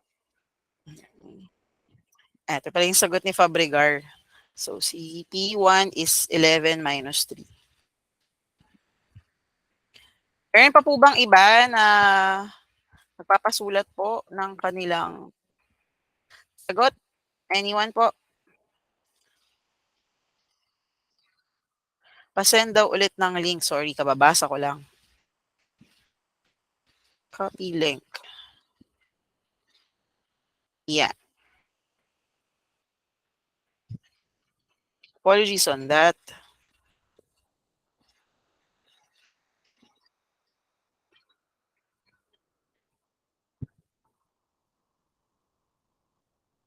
Ayan. So, tingnan natin. Nasaan na yung aking poll? Nasaan na? Live pa rin po yung poll po natin. Baka po may classmates na gusto na lang magpasulat ng kanilang answer. Wala nang pong problema sa akin. So, ang kulang ko na lang po si answer is yung dalawang average, si Atenta at saka si Enriquez, as well as si Labrador. That's it. Also Ferrer.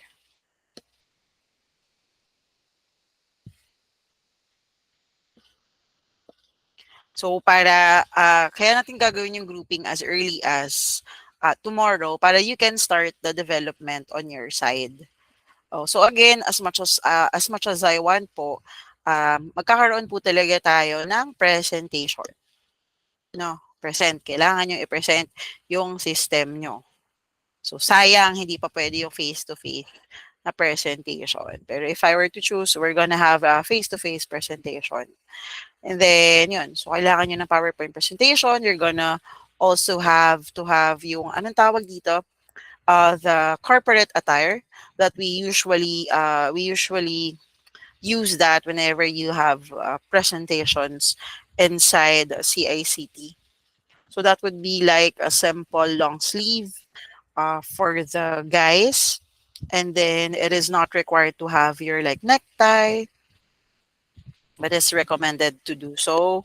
Ano pa ba? And of course, like dress pants, not maong pants, as well as yung shoes. So pag kayo po ay under ng subject ko, even those little things regarding presentation, I'm gonna try to to impart knowledge or parang a bit of training for you guys to have better chances ng scores ng inyong scores pagdating doon sa sa individual points. Kasi po, every time that you are going to do a presentation, guys, meron tayong tinatawag na group grade saka may individual grade.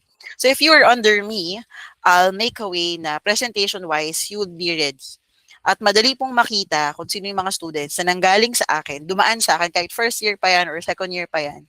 Pag sila nag-fourth year na, makikita mo talaga na yung format ng presentation nila ay halata mong galing sa akin. Pati yung damit ng bata, pag nag-live or nag-face-to-face na presentation sila, alam mo agad na sa akin student. Kasi even though yung hair ng mga girls ay nakaayos po siya on a certain way. Very formal sila, very clean tingnan.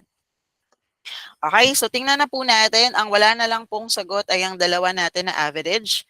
So we can start. May ample time pa po tayo. Silipin ko lang po ulit yung poll po natin. So out of the 25 students po again, we only have 17 votes. May 8 classmate pa po ang hindi pa po may 8 classmate pa po ang hindi nasagot. No, 3 pala yung akin. 3 yung account ko. So 24. 7 classmates pa po yung hindi nasagot. Sumasagot. Yan, pasagot po. So dapat po makasagot yung 24 na classmates before natin sabihin kung alin po talaga yung mananalo doon sa dalawa. Kasi as of now, pag bumoto yung 6 na classmates doon sa pangalawang choice, magiging pareho yan. So better po talaga is maging unanimous yung ating decision. Okay? Silipin na po natin yung sagot ng classmates. Waiting time natin is start time minus our arrival time. Ang start time ni P1 ay 11 minus ang kanyang arrival time ay 1. So this is wrong. 11 start time minus arrival time is 1. So mali po yung kay Fabregar. It should be 10. So 3 points lang si Fabregar doon. So also this is 10. Ako po, apektado si Atenta. Again, double check ko. 11, si P1 ay nag-start ng 11 seconds. Ang kanyang arrival time ay 1. So 11 minus 1. 11 minus 1. Double check, triple check, 10. Okay? Next natin si Labrador. Ang start time ni P2 ay 5. Ang kanyang arrival time ay 3. 5 minus 3 is 2. Tama. Cyril, ang start time ni P3 ay 6. Ang kanyang arrival time ay 2. 6 minus 2 ay 4. Tama. Guerrero, ang start time ni P4 ay, ang bilis. Ang start time ni P4 ay 0. Ang kanyang arrival time ay 0. Sagot ay 0. Magagalit sa inyo si Atenta. Mali nyo yung sagot niya. So, 10 plus 2 plus 4 plus 0. So, that would be 16. 16 divided by 4 is 4. So, mali po yung sagot ni Atenta. So, 3 points lang din po si Atenta. Double check. Triple check. Okay. Next natin. Pagdating sa ating turnaround time, it should be end time minus our arrival time. Ang end time po ni P1 ay 19. Ang kanyang arrival time ay 1. Hence, 18. Correct. Si Orto Uste. And next natin, si Quezon. Quezon, ang end time ni P2 ay 6. Ang kanyang arrival time ay 3. 6 minus 3 is 3. Tama si Quezon. Dabu, end time ni P3 ay 11. 11 minus 2 na arrival time niya is equals to 9. Tama. Ferrer, ang end time ni P4 ay 5, ang kanyang arrival time ay 0, hence 5. So 18 plus 3 plus 9 plus 5. Tingnan natin. 18 plus 3 plus 9 plus 5 divided by the number of processes na 4. Tama po si Enriquez na 8.5. So, yun po, tandaan po yung mga scores po natin for our recitation. Share ko po ulit yung last slides po natin. Pwede na pong ibaba yung kamay po ng mga classmates po na nakapag-recite na. So, balik lang po tayo sa ating presentation. Ayan. So, dito po sa ating presentation, so ito yung sample ng SJF natin. And then, ito po yung sample ng ating SRTN. So, double check ko lang po, no, kung ito rin yung sample ko doon sa nasa ano natin, 0425. 0425747, no? 7414. Okay. So, pwede na ito na lang yung gamitin ko, yung nasa mismong lesson natin. Yung nasa Excel file. Yun na lang po yung i-share ko. Ito na, medyo madugo. Medyo madugo ng very slight. Chrome tab, nasa na siya, lesson. Yan. Yan, nandito na po tayo sa old formula. So, linawin ko po, old formula, may new formula po. Kung gusto nyo pong tignan yung new formula, nandito lang po yan. Yan. Ang magkaiba lang dyan is this one, yung calculation ng waiting time saka ng turnaround time po natin. So, ganito. Pagdating dito sa SRTN po natin, ang unang titignan pa rin natin, since siya ay version pa rin ng SJF natin, ay yung lowest natin na arrival time. So, ang una po nating magra-run pagdating po dito ay si P1 po natin. Kasi siya yung pinakamababa ang kanyang arrival time. Pero, 7 seconds po siyang magra-run. So, nag-run siya ng 1, nag-run siya ng 2 seconds. Pagdating niya ng 2 seconds, biglang dumating si P2. So, ang mangyayari, habang nag-run siya, kailangan niyang ma-preempt. Kailangan niya munang mag-wait kasi may dumating na bagong process. Okay? So, ang mangyayari, ang burst time niya 7, nag-run lang po siya ng 2 seconds. Bakit 2 seconds? Kasi nga may dumating na bago. Okay? So, ang natitira, ang remaining na burst time ni P1 natin ay 5 seconds. Klaro po tayo dito ha, kung paano ko po sinolve. Klaro po ba? May I get a reaction from the class po? Okay, may isang classmate na nakakaintindi. Ulitin ko po. Medyo may nag-react naman po from the class. Okay, yun yung desisyon natin. Bakit si P1 ang nauna? Ito yun, si number 1. So, pinakamababang arrival time. And then, dapat 7 seconds siyang magra-run. Pero, at the 2 second mark, biglang dumating si P2. Hence, kailangan nating ibalik sa waiting time. Ibalik sa waiting na state si P1 po natin. So, paano po nangyari tong solving na to? 7 ang kanyang burst time minus nakapag-run lang siya ng 2 seconds kaya ang remaining niya po na burst time ay 5. Okay, so sabi natin, biglang dumating si P2 kaya kailangan nating i-run si P2. Now, ilan po ang burst time ni P2? 4. Ngayon, nag-run siya at 3 seconds, nag-run siya at 4 seconds. Anong nangyari? Pagdating ng 4 seconds, biglang dumating si P3. Ibig sabihin, nabigyan lang na chance na mag-run si P2 ng 2 segundo. 4 ang kanyang burst time minus ilang seconds lang siya nakapag-run? 4 minus 2. 2 seconds lang po siyang nakapag-run. So, ibig pong sabihin, may remaining pa po siya na 2 seconds. Okay? Next po natin, wait lang.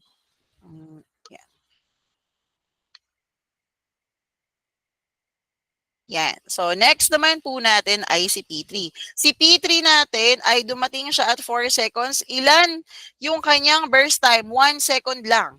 So, ibig sabihin, matatapos yung, mataterminate yung process number 3 natin at 5 seconds. Kasi 4 plus 1, 5. So, ito, ang burst time niya 1, nag-run siya ng 1 second, hence, 0 na po siya. Okay na yan. Hindi na natin titignan ulit si P3. Now, ngayon, titignan po ngayon natin yung mga processes po natin. So, kailangan, di ba sabi ito, stop when a new process arrives and then, kailangan nating i-compare ngayon. So, yan, na tayo, no? Nakapag-run na po tayo. So, if you think about it, if you really think about it, dapat po ang next na mag-run natin si P4.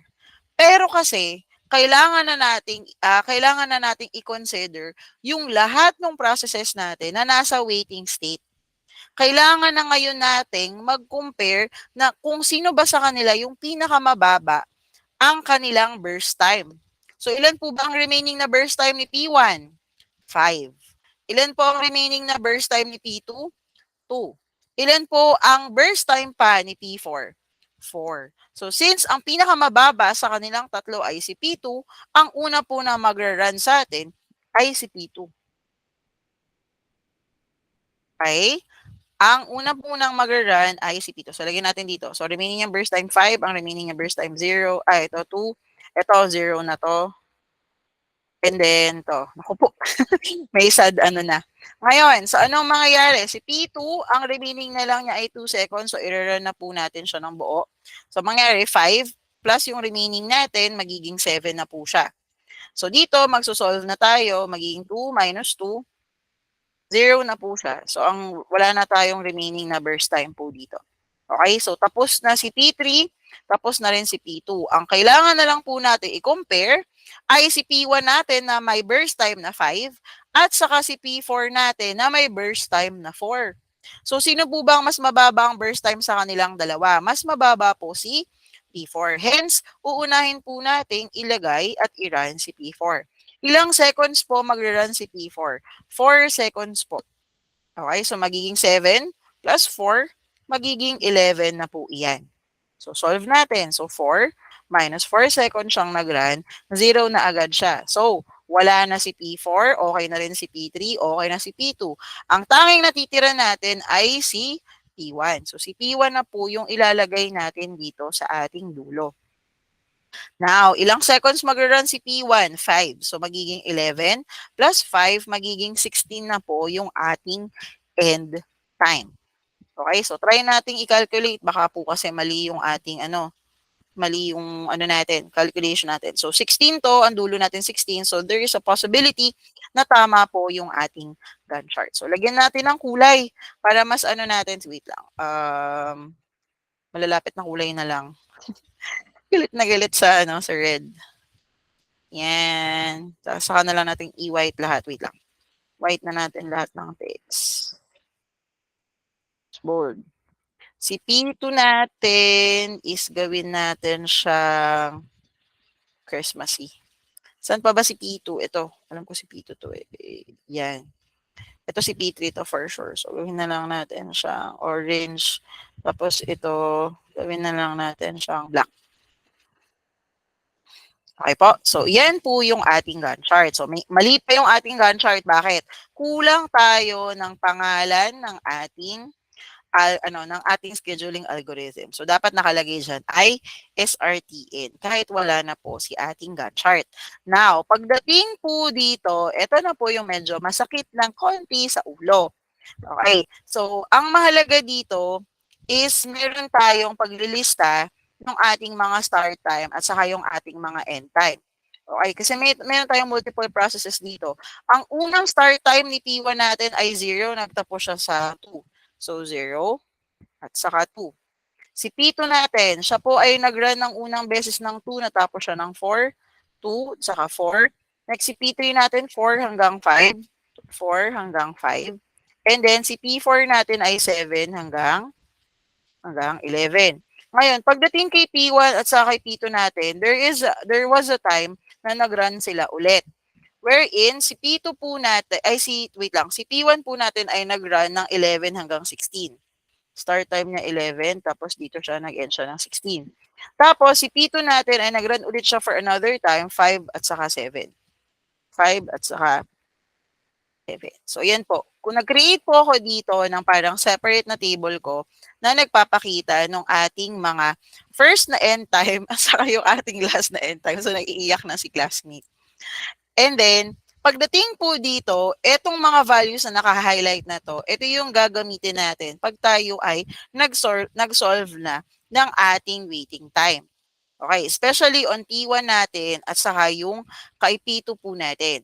Wherein, yung waiting time po natin, pagdating po sa SRTN natin is nakabase sa last natin na start time. So ano po yung last na start time natin kay P1? 11. Okay, so ilalagay natin dito ay 11. Tapos, yung first po natin na end time. So, ito po yung first natin na end time, which is 2. So, ang magiging solution po niyan, 11 minus 2, ang magiging sagot po natin ay 9.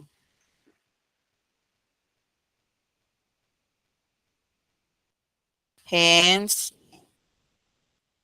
okay? So, paano naman po dito sa P2 natin? Kasi dalawang beses din po siyang nag-run dito sa process po natin. So, pwede natin kunin yung last na end time natin. Again, ito po yung last na start time natin. So, last na start time.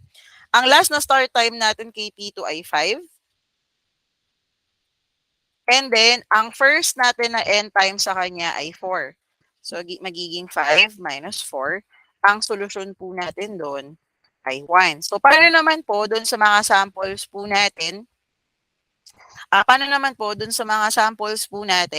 Na isa lang po yung pagkaka-run po nila. So, same lang ng ginagamit natin before sa waiting time. So, start time minus our arrival time. Ano po ba yung start time ni P3 natin? So, nag-start po si P3 natin ng 4. And then, ang kanyang arrival time po ay 4. Hence, 4 minus 4, sabi ko nga sa inyo, most likely may isa talaga kayong given dyan na magiging 0 po siya.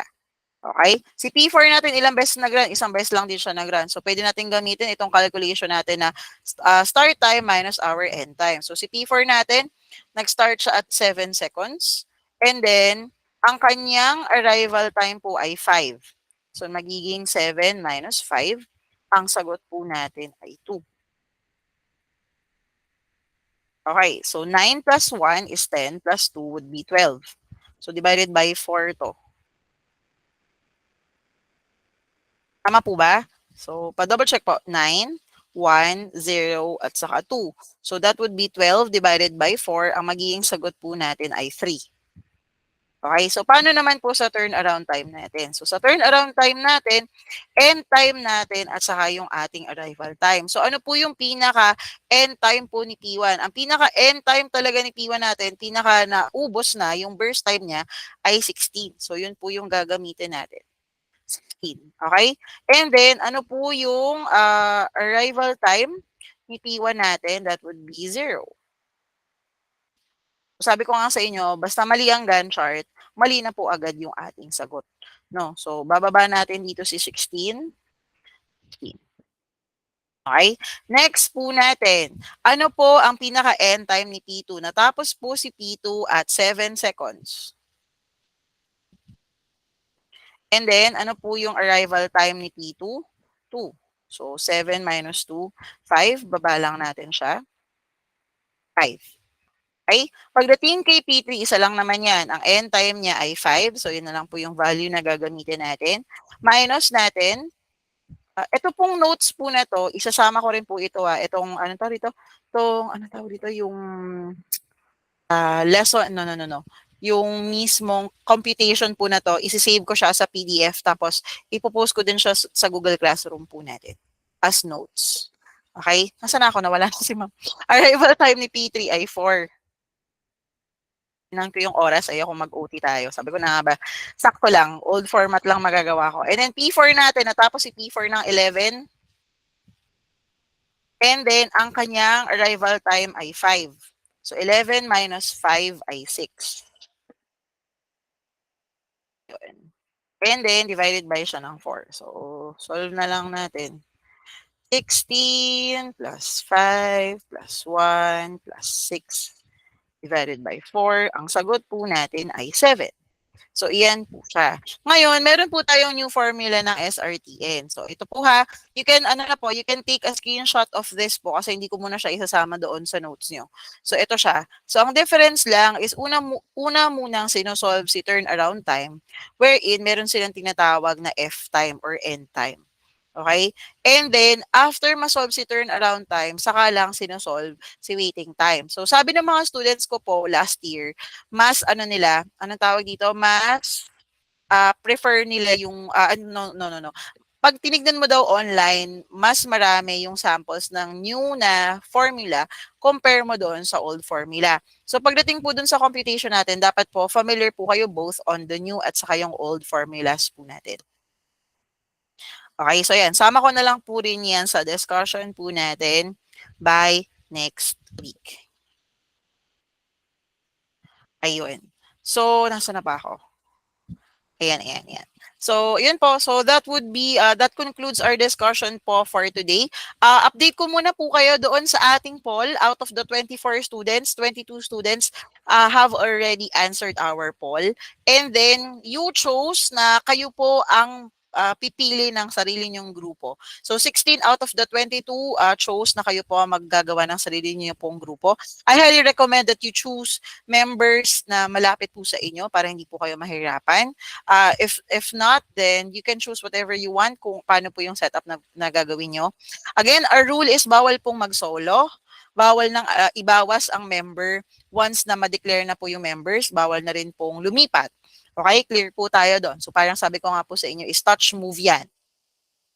So pag tawag dito, pag na-declare na po yung groupings po natin, yun na po yan mismo. So dapat po sana, if kaya po, siguro ganoon na lang yung gawin ko para ma-upload ko agad yung ma-upload ko po agad yung video ng ating pagkakahati-hati ng topic natin for the group project. So i-due ko, ang lalagay ko po na due date would be yung start po ng discussion natin tomorrow, which would be hindi pala tomorrow, no? Friday po ba? Tama po yung sa schedule natin. So, yun. So, no. Iyan na lang natin hanggang tonight na lang siguro para hindi ako masagad from the other sections ko. Makapag-record ako agad. So, hanggang tonight po is kailangan makapag-groupings na po kayo. And then, 5 groups tayo ng 5. Pero, out of that 5 groups, may isang grupo po na 6. Okay? So, may questions for clarifications? Okay po. Kung wala pa po, may time pa naman po tayo more to discuss it. Yes po, Mercado? Sino lang po pwede magpasa ng list sa isang group? Magkakaroon lang ako ng posting tapos ipa-public comment lang doon kung sino yung mga kagrupo. Okay po, ma'am. Thank you po. Ayun lang po. So, hindi na siya parang naka-due na as a parang assignment.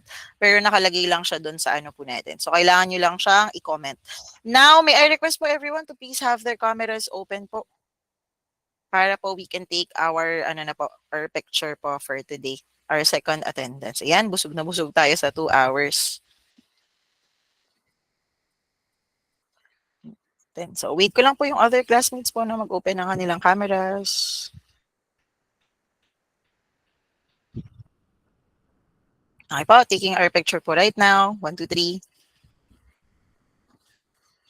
Checking lang po ako on my side.